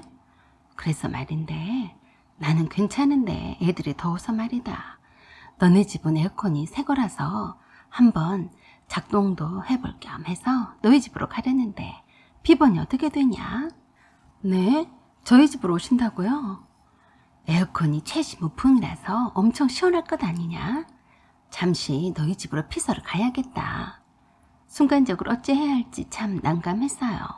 오지 말라고 대놓고 말하기도 참 그렇고 적당한 핑곗거리도 생각이 나지도 않았으니까요. 어머니, 저희 집은 형님 집에서 멀어요. 두 아이들을 데리고 이렇게 더운 날 오시다가 어쩌시려고 그러세요? 그러지 마시고요. 어머니 집으로 가시는 게 좋을 것 같은데요. 아니다. 우리 집 에어컨이 오래되어서 그러는지 소리가 시끄러워서 못 쓴다. 왜? 내가 가는 게 싫으냐? 아니, 어머니 싫다기보다도 지금 집이 정리가 안 되어서 어머니가 오셔도 엄청 불편하실 거예요. 오늘은 참고 선풍기로 지내시다가 서비스 센터에 연락을 해서 고쳐서 쓰셔야죠. 일단 형님한테 전화 한번 해보세요. 아니, 바쁜 애를 뭐하러 전화를 하니? 내가 알아서 서비스 센터에 전화를 하면 될 일이지. 시어머니는 제가 흔쾌히 비번을 가르쳐주지 않는 것에 기분이 상했는지 퉁명스럽게 말씀을 하시고는 그냥 끊으셨어요. 사실 안도의 한숨을 쉬었습니다. 집안꼴이 말이 아니었는데다가 갑작스런 신혼집에 피서가 웬 말이란 말인가. 신혼집이 가까운 것도 아닌데 괜히 핑계를 대고 아들네 집에 오시고 싶어서 그런가 싶더라고요. 그런 후에 회사 업무에 바빠서 잊고 있다가 퇴근 시간이 다가오자 남편에게서 전화가 왔어요. 자기야, 저기 엄마가 누나 애들을 데리고 우리 집에 와 계시니까 퇴근하면서 장에 들러서 뭐 먹을 거라도 넉넉히 사와. 애들 먹을 것도 사오고. 깜짝 놀랐어요. 시어머니가 와 계시다니. 자기가 비번 가르쳐드렸어? 왜? 에어컨이 고장이 나서 더워서 한시도 못 있겠다고 하시는데 그럼 어떡해. 아들 집이라서 오시고 싶어하는 눈치이신데 오시게 해드려야지. 뭐? 그럼 나한테 물어보고 가르쳐드려야지. 왜 맘대로 오시겠어? 너 가만 보면 참 이상하더라. 장모님은 내 허락받고 오셨어? 우리 엄마랑 같아. 우리 엄마는 맨날 나 힘드니까 청소도 해주고 반찬도 챙겨주시려고 그러시잖아. 우리 엄마가 와서 자기한테 손을 끼친 적이 있었어? 그랬더니 남편이 어이가 없다는 듯이 그러더라고요. 너 말 정말 이상하게 한다. 그럼 우리 엄마가 우리한테 손해를 끼친다는 말이냐? 네가 벌써부터 어머니가 오신다고 하니까 나한테 장을 보라고 하지 않았어? 너는 우리 엄마가 오면 네가 특별히 하는 일이나 있었니? 가만히 앉아서 엄마가 차려주는 밥상이나 받았잖아. 야, 너 웃기다. 그것도 싫을 거면서 결혼을 왜 했냐? 그렇지 않아도 엄마가 집이 엉망이라고 하시면서 청소하고 있다더라. 그 말에 더욱더 짜증이 났습니다. 회사를 다니면서도 할 일은 하고 살아야지 더 어렵게 하고 산다고 아들에게 엄청 잔소리를 했을 것이 틀림이 없었거든요. 거봐라. 우리 엄마는 아무 소리도 하지 않고 그냥 채워만 주시고 가시는데 어머니는 잔소리를 하시잖아. 이러니까 내가 불편한 거 아니겠어? 장은 네가 봐라. 나 바빠서 연장 근무하니까 그래 알아. 뭐야? 장을 나보고 보라고? 연장 근무? 우리 엄마가 모처럼 우리 집에 오셨는데 무슨 연장 근무야? 못한다고 하고 빨리 와. 미쳤니? 네가 뭔데 내 회사 일을 해라 하지 마라 간섭이니. 어머니가 그렇게 소중하면 너나 빨리 조퇴라도 해서 장도 보고 어머니 맛있는 거라도 차려드리고 하든지 해라 라고 하고는 끊었어요. 사실 저는 연장근무 같은 거 없었어요. 억지로라도 연장근무를 하고 싶더라고요. 몸도 피곤하고 퇴근 시간이 가까이 다가오면 진이 빠져서 피곤했어요. 그래서 어느 세월에 마트에 가서 장도 보고 시어머니와 남편의 어린 두 조카들을 챙기겠냐고요. 그러느니 차라리 일을 핑계를 대서라도 가지 않을 생각이었어요. 그래서 혼자 사는 회사 동료 직원과 함께 회사 주변에서 저녁 식사를 한 후에 인근에 있는 그 직원을 원룸에서 있다가 왔어요. 시어머니께는 미리 전화를 드렸고요. 어머니, 제가 회사 일이 바빠서 연장 근무를 해야 해서요. 아마도 9시가 넘어서야 퇴근할 것 같아요. 회사 일 때문이라고 하는데 별 말이 없으셨죠. 그리고 집에 9시가 넘어서야 들어갔습니다. 그런데 정말 웃기게도 아직까지 시어머니와 시누이 애들이 가지 않았고 치킨이며 피자며 배달 음식을 시켜놓고 수박을 쪼개서 먹은 흔적하며 과자 부스러기들이 널려있는 것 하며 난리 판꽃이 벌어져 있더라고요. 집이 어질러져 있어서 시어머니가 청소를 했다는 말이 무색하게도 정신없이 널브러져 있었어요. 그뿐이겠어요? 시누이 남편까지 퇴근해서 와서 남편과 함께 소파를 차지하고 앉아서 뉴스를 시청하고 있었어요. 시어머니는 시원한 에어컨 바람을 쐬면서 거실에 택자로 누워 있었고 시누이 애들은 방에서 자고 있는지 보이지 않았어요. 시어머니가 저를 보자마자 일어나지도 않고 또 뭐라 하시더라고요. 너네 회사는 어떻게 생겨먹었길래 살림하는 여자는 어떡하라고 일을 곧다이로 시켜먹는다니? 시어머니는 그러시면서 얼척이 없는 말을 하셨어요. 일하느라 고생했다만 그래도 음식물 찌꺼기를 그냥 두면 날파리들이 달려드니까 어서 옷을 갈아입고 대충 치우고 씻어라. 나는 이들을 보느라 힘들어서 꼼짝도 못하겠다. 그리고 내 부엌살림이 아니라서 그냥 냅뒀다. 기가 막혀서 슬금슬금 열이 오르려고 했어요. 시누이 남편이랑 소파에 앉아서 아주 편안하게 놀고 자빠져 있는 남편을 놔두고 이제서야 퇴근해서 들어온 며느리에게 그게 할 소린가 싶었어요. 그래서 제가 시어머니께 말씀을 드렸습니다. 어머니, 제가 이 시간까지 일하고 온 사람인데 거기다 대고 또 일하라고 하세요. 그랬더니 시어머니가 펄떡 일어나셔서 화를 내시더라고요. 저 말하는 것 좀 보게. 세상에, 여자는 너 혼자서만 일하고 다니냐? 어머니, 죄송하지만 저는 피곤해서 손 하나 까딱하기도 싫어요. 어머니 아들이 저기 있는데 시키세요. 라고 했더니 화를 있는 대로 내시더라고요. 그러던지 말던지 안방에 들어가서 옷을 갈아입고 샤워하고 나왔어요. 그리고 서재방으로 들어갔습니다. 그런데 또 깜짝 놀라고 말았어요. 시누이가 제 책상에 있는 노트북으로 회사 일을 본다면서 진을 치고 있더라고요. 벌써 10시가 다 되어갔는데 갈 생각도 하지 않고 아예 차분하게 있는 모습에 어이가 없었네요. 그런데 저를 보자마자 하는 소리가 더 어이가 없었어요. 왜 이렇게 늦었어? 옳게 얼굴 좀 보고 가려다가 내가 회사 일이 있어서 마저 하고 있는 중이었어. 엄마가 우리 애들 봐주시는데 에어컨이 고장나서 그러니까 고칠 때까지만 여기 있어도 되지? 미안해, 신혼집인데. 설마 하니 싫다고는 말 못하겠지 싶었겠죠. 하지만 제가 싫다고 했습니다. 형님, 가까운 어머니 집을 놔두고 왜 여기까지 와서 그러세요? 저는 싫으니까 어서 형님도 그만하시고 형님 애들 챙겨서 돌아가세요. 저는 너무 피곤해서 편안히 쉬고 싶네요. 완전 예상 밖의 대답이었는지 놀라서 저에게 그러더군요. 뭐? 그만하고 돌아가라고? 네, 돌아가세요. 지금까지 회사 일을 하느라 지쳐서 쉬어야 하는 며느리는 눈에도 안 보인가 보죠. 놀고 자빠져 있는 아들이나 딸도 있는데 뭔가 쳐놓지도 않고 오자마자 치우라고 하는 경우가 어디 있어요. 뭐야? 말하는 꼬락서는 거 왜 그래? 형님, 제가 지금 피곤해서 그러니까 빨리 애들 챙겨서 어머니랑 돌아가 주세요. 라고 했더니 얼척이 없다는 듯이 저에게 그러더군요. 애들은 잠이 들었으니까 엄마랑 여기서 주무시게 하고 나는 내일 저녁에 다시 올 테니까 그래 알아. 제 말은 완전히 무시하고 방에서 나갔어요. 그리고 거실에서 시어머니와 남편에게 그러더라고요. 엄마, 쟤 왜 저래요? 웃기네. 완전히 자기 시집 식구들을 벌레 보듯이 하네. 그러게 말이다. 난 저렇게 안 봤는데 아주 보통이 아니다. 내가 내 아들 집에 올 수도 있는 거지. 세상이 말세다, 말세야. 그랬더니 옆에서 남편이 미안해하면서 그러네요. 엄마, 누나, 원래 저렇지 않았었어요. 아마도 일하고 오느라고 피곤해서 그런 걸 거예요. 제가 잘 타이를 테니까 누나 집 에어컨을 고칠 때까지 저희 집에 조카를 데리고 있으세요. 뭐로 왔다 갔다 해요. 누나도 퇴근 후에 여기 와서 조카들 보면 되고 밥도 여기서 먹으면 되겠네. 헤헤. 그리고는 나한테는 간다는 말도 없이 형님과 형님 남편이 저희 집에서 나갔어요. 완전히 저를 무시하는 처사였어요. 작은 방에 형님의 두 애들을 재워놓고 가더라고요. 시어머니와 형님의 두 애들을 아예 맡겨놓고 간 셈이었죠. 그러다가 합가자는 말이 자연스럽게 나오는 것이 시간 문제일 게 뻔해 보였습니다. 시어머니가 사시던 집은 늘 비어 있었고 이렇게 쾌적하고 좋은 집에서 편안히 피서를 즐기시는데 가겠다고 하시겠냐고요. 그리고 남편도 괘씸했어요. 나에 대한 배려는 전혀 하지 않는 눈치이니 더 볼 것도 말 것도 없다고 생각했습니다. 형님이 간 뒤로 안방에서 남편이 저에게 찢는 소리를 했어요. 당신 왜 그래? 그렇게 마음이 좁아 터져서 어떻게 살겠어? 창피해서 죽는 줄 알았잖아. 좀 그러지 말자. 조금 양보하고 배려하면 좀 좋아?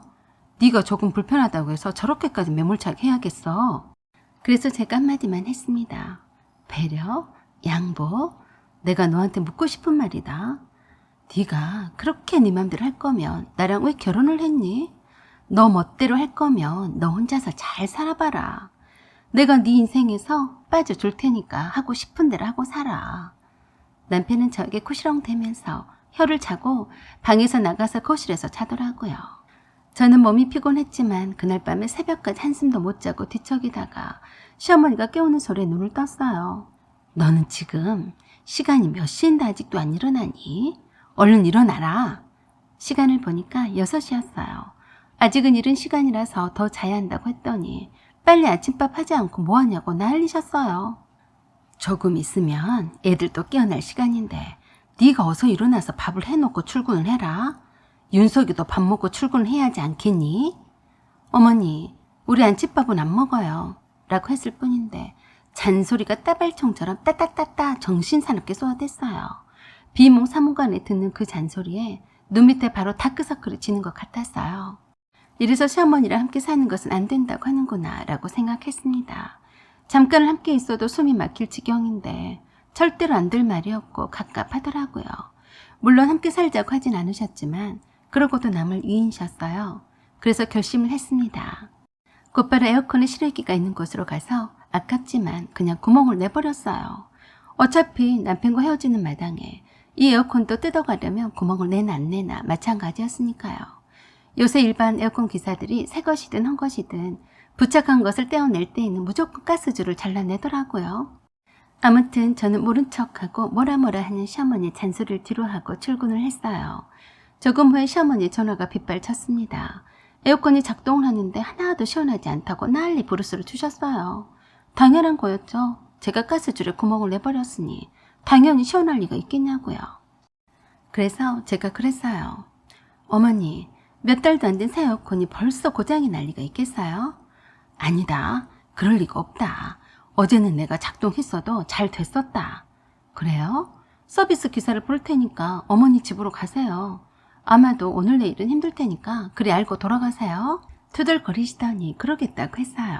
시어머니가 신혼집에서 형님의 두 애들을 데리고 돌아간 것을 확인한 저는 곧바로 집으로 가서 비번도 바꾸었고 친정집으로 제가 해왔던 신혼살림을 다 옮겨버렸어요. 부동산 사무실에다 신혼집도 내놓았고요. 그리고 저도 친정집으로 갔습니다. 남편이 저의 신혼집에 도착을 해서 저에게 전화를 했어요. 비번을 바꿨어? 어디 있는 거야? 엄마는 에어컨이 고장이 나서 집으로 가셨다면서? 나도 우리 친정집으로 왔다. 부동산 사무실에다 집도 내놓았으니까 팔리는 대로 내가 준 전세금 내놓고 헤어지자. 네 짐은 옷 몇 가지 뿐이더라. 경비실에 있다. 남편은 저에게 정신이 나갔냐면서 여전히 이해를 못하더라고요. 그럴수록 이 남자와는 평생 할 수 없다는 판단에 확신만 더할 뿐이었습니다.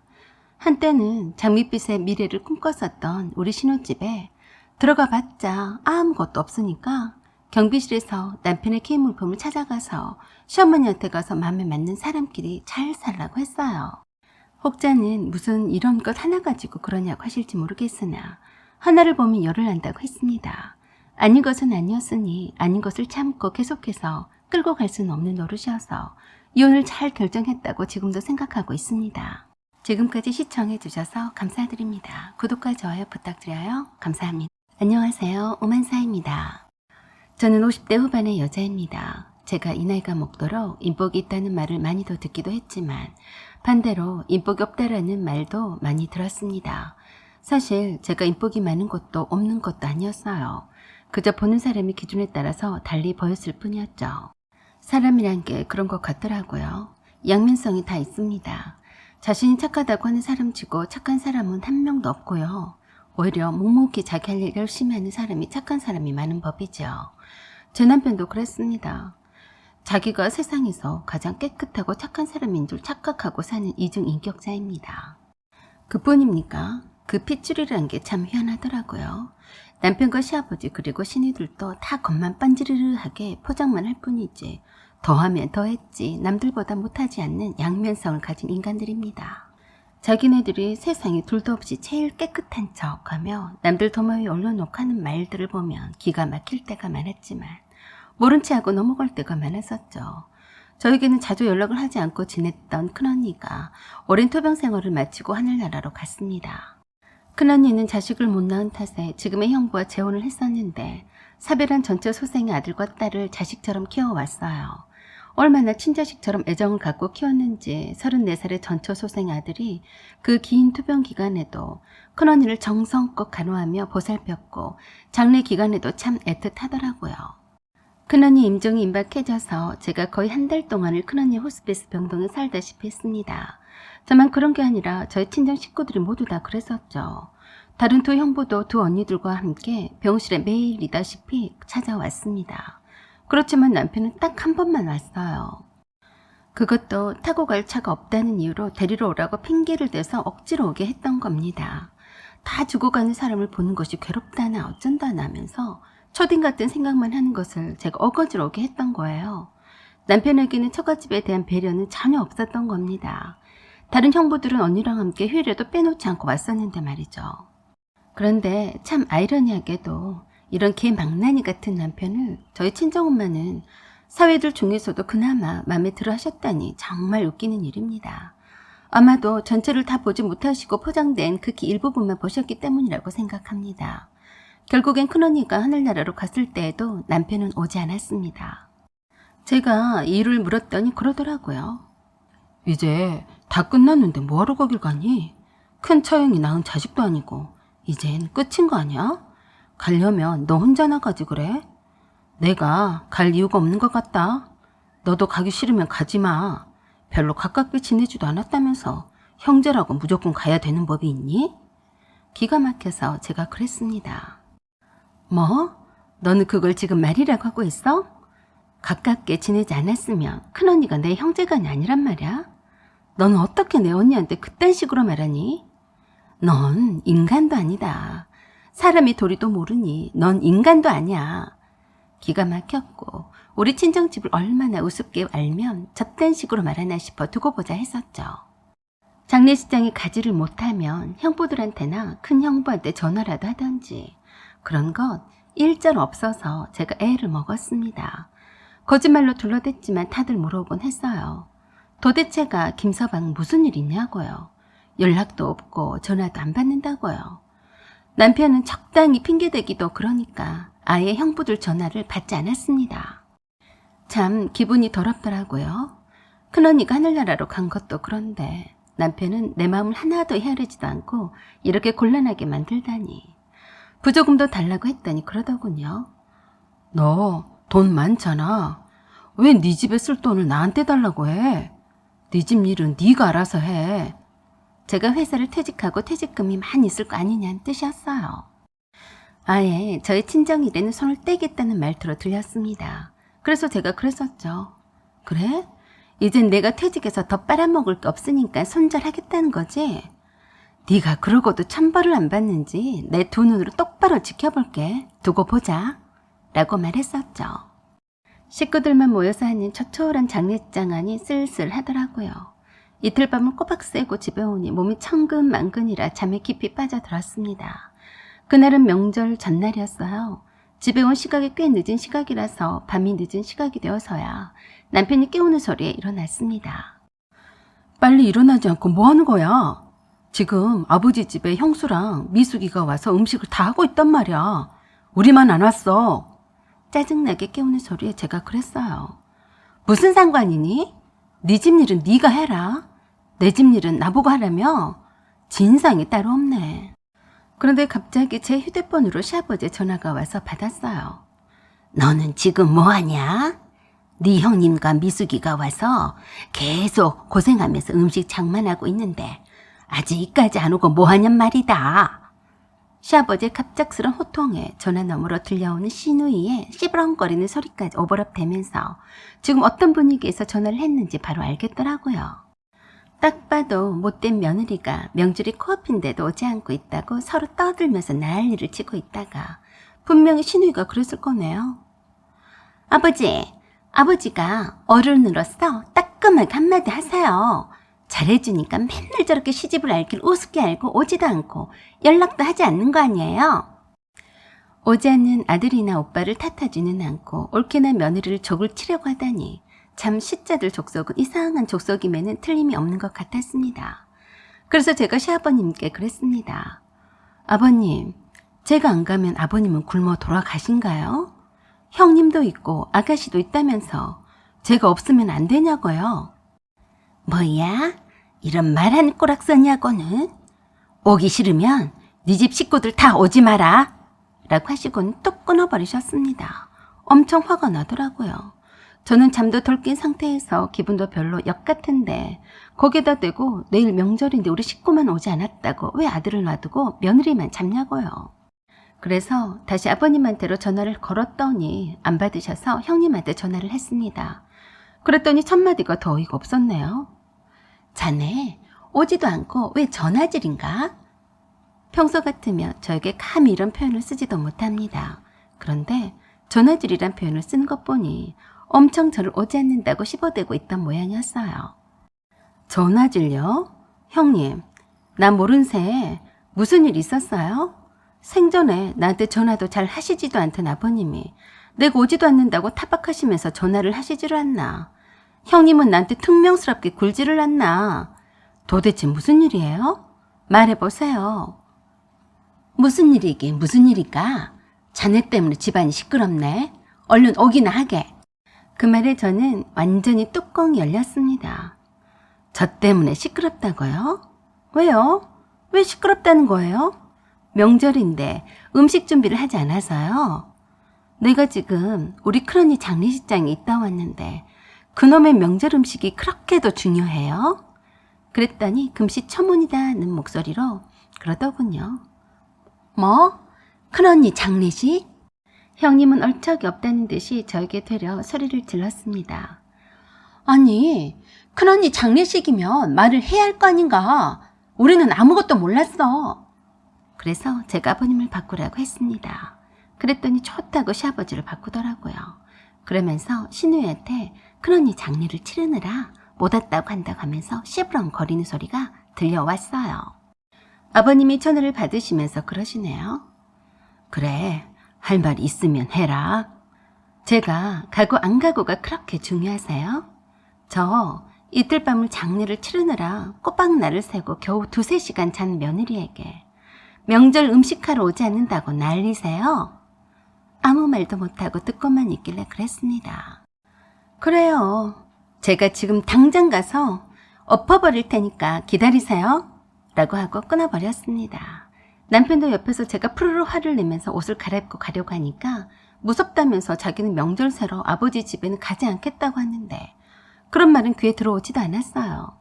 이래저래 스트레스를 받은 것을 애들이 없는 틈을 타서 확 풀어버리자고 하면서 작정하고 제대로 엎어버리려고 했습니다.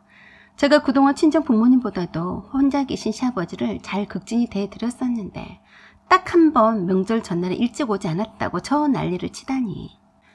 그동안 교양 있고 고상하고 우아한 며느리 이미지를 확 벗어버리자고 하면서 시아버지 댁으로 달려갔습니다. 형님이 문을 열어주는데 시아버지가 아까 했었던 거와는 다르게 왔냐? 라고 하시면서 사뭇 부드럽게 저를 맞이하시더라고요.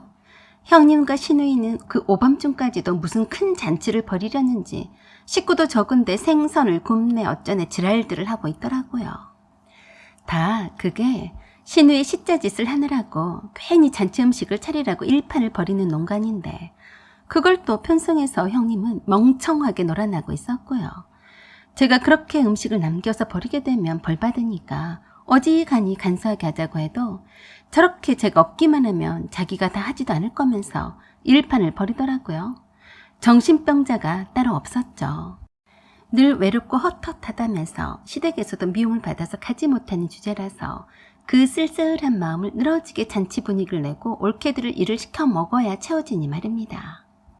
형님과 시누이는 눈도 못 마주치고 음식 준비를 하는 양 여념이 없는 모양새로 떨고 있었어요. 시아버지도 제가 서슬퍼런 모습으로 두 눈을 부릅뜨고 거실을 휑하니 둘러보고 있으니까 눈치를 보고 계셨고요. 그러다가 주방을 삥 둘러보니 그 많은 음식이 늘어져 있는데 기가 막혔습니다. 그래서 제가 큰 소리로 말했어요. 도대체 이게 다 뭐예요? 이걸 누가 먹는다고 이 시간까지 냄새 풍기면서 하고 있냐고요? 그랬더니 형님이 빈정거리듯이 그러더라고요. 감히 큰 소리 친다 이거죠. 누가 먹긴 우리가 먹지. 그래요?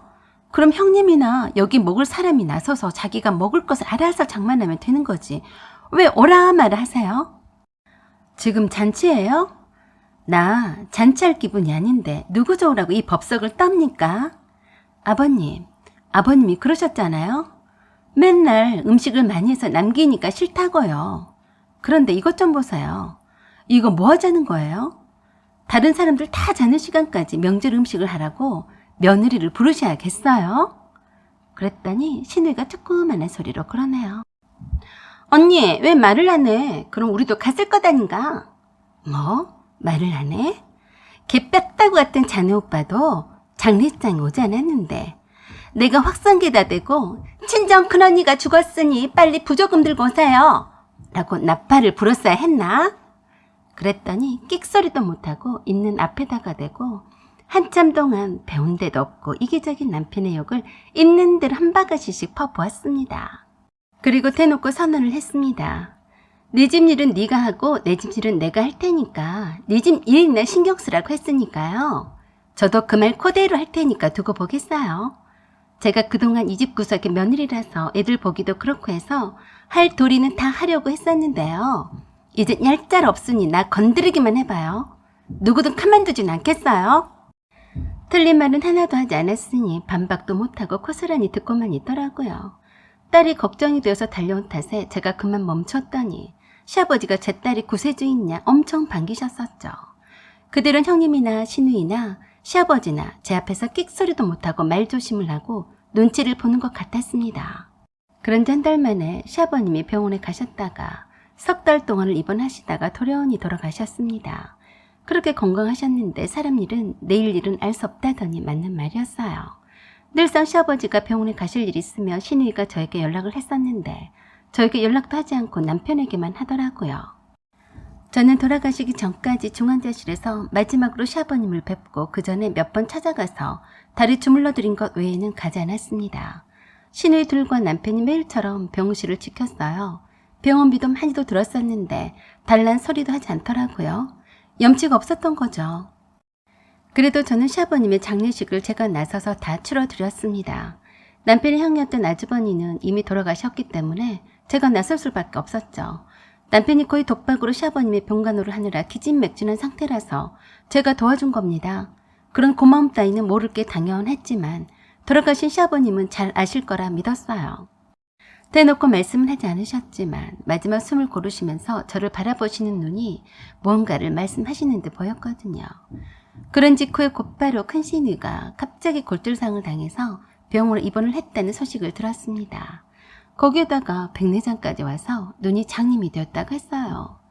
남편과 아가씨가 함께 큰 시누이 문병을 가자고 했는데 제가 그랬었죠. 네 집 일은 네가 알아서 한다며. 철판도 두껍네. 벌써 잊었어? 같이 가자고 난리를 쳤는데 가지 않았습니다. 제 말에 더 이상 할 말이 없는 듯이 신우이나 남편이나 형님도 저에게 뭐라 하지는 못했었죠. 그렇게 큰 신우는 60대 중반에 대사 증후군에 갑작스럽게 살이 찌고 뼈가 약해지더니 심지어 심장이 급속도로 나빠져서 돌연사를 하게 되었습니다. 그때도 저는 가지 않았습니다. 한 번 내뱉은 말을 주워 담을 수는 없었고 결코 남편의 누나였던 큰 신우이와도 가깝게 지내는 사이가 아니었거든요. 인정상으로도 애들 보기가 부끄러워서라도 가려고도 생각을 해보긴 했지만 가지 않기로 했습니다. 왜냐하면 큰 신우이는 큰언니와도 너무도 닮아 있었기 때문이었어요.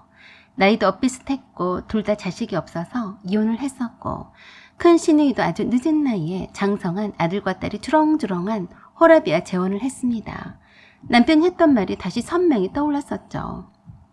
남의 자식인데 죽으면 끝인데 뭐하러 가냐? 제가 그 말 그대로 되돌려 주었어요. 그랬더니 아무 말도 못하더라고요. 그리고 그 직후에 남편이 어깨가 갑자기 굳는 바람에 병원을 들락거렸는데 제가 바쁜 관계로 병원에 데려다 주지 못했더니 신우이가 데리고 다니더라고요. 남편 병간호를 맡아서 하더니 디스크가 터졌다면서 휠체어를 타고 다니는 신세가 되었는데 여동생과 오빠가 나란히 병원에 입원해 있었어요. 저는 제가 번 돈으로 먹고 사는 입장이고 어차피 남편 돈은 구경조차 못해본 처지라서 일하기 바빠서 내버려 뒀더니 자기 돈으로 알아서 간병인 들이고 치료를 잘 받더라고요. 그래도 아무도 저에게 간병을 부탁하는 사람은 없었어요. 한 번씩 이들과 함께 생색을 내며 문병을 다녀오는 것이 전부였습니다. 내가 퇴직을 하자마자 더 뽕을 뺄 것이 없다고 생각을 해서 손절했던 남편이 어떻게 잘 사나 두 눈을 크게 뜨고 잘 지켜볼 겁니다. 제가 가만히 있어도 알아서들 천벌을 잘 받는 것 같더라고요. 그래서 그따위 말도 안 되는 행동이나 말은 함부로 하는 것이 아닙니다. 다 부메랑처럼 되돌아온다는 것을 알아야죠. 행여나 이번 생에서 천벌을 받지 않더라도 다음 생에서 받을 게 틀림이 없습니다. 그렇게 믿고 있습니다. 그래야 하고요. 사연은 여기까지입니다. 구독과 좋아요 눌러주시고 댓글 부탁드려요. 감사합니다.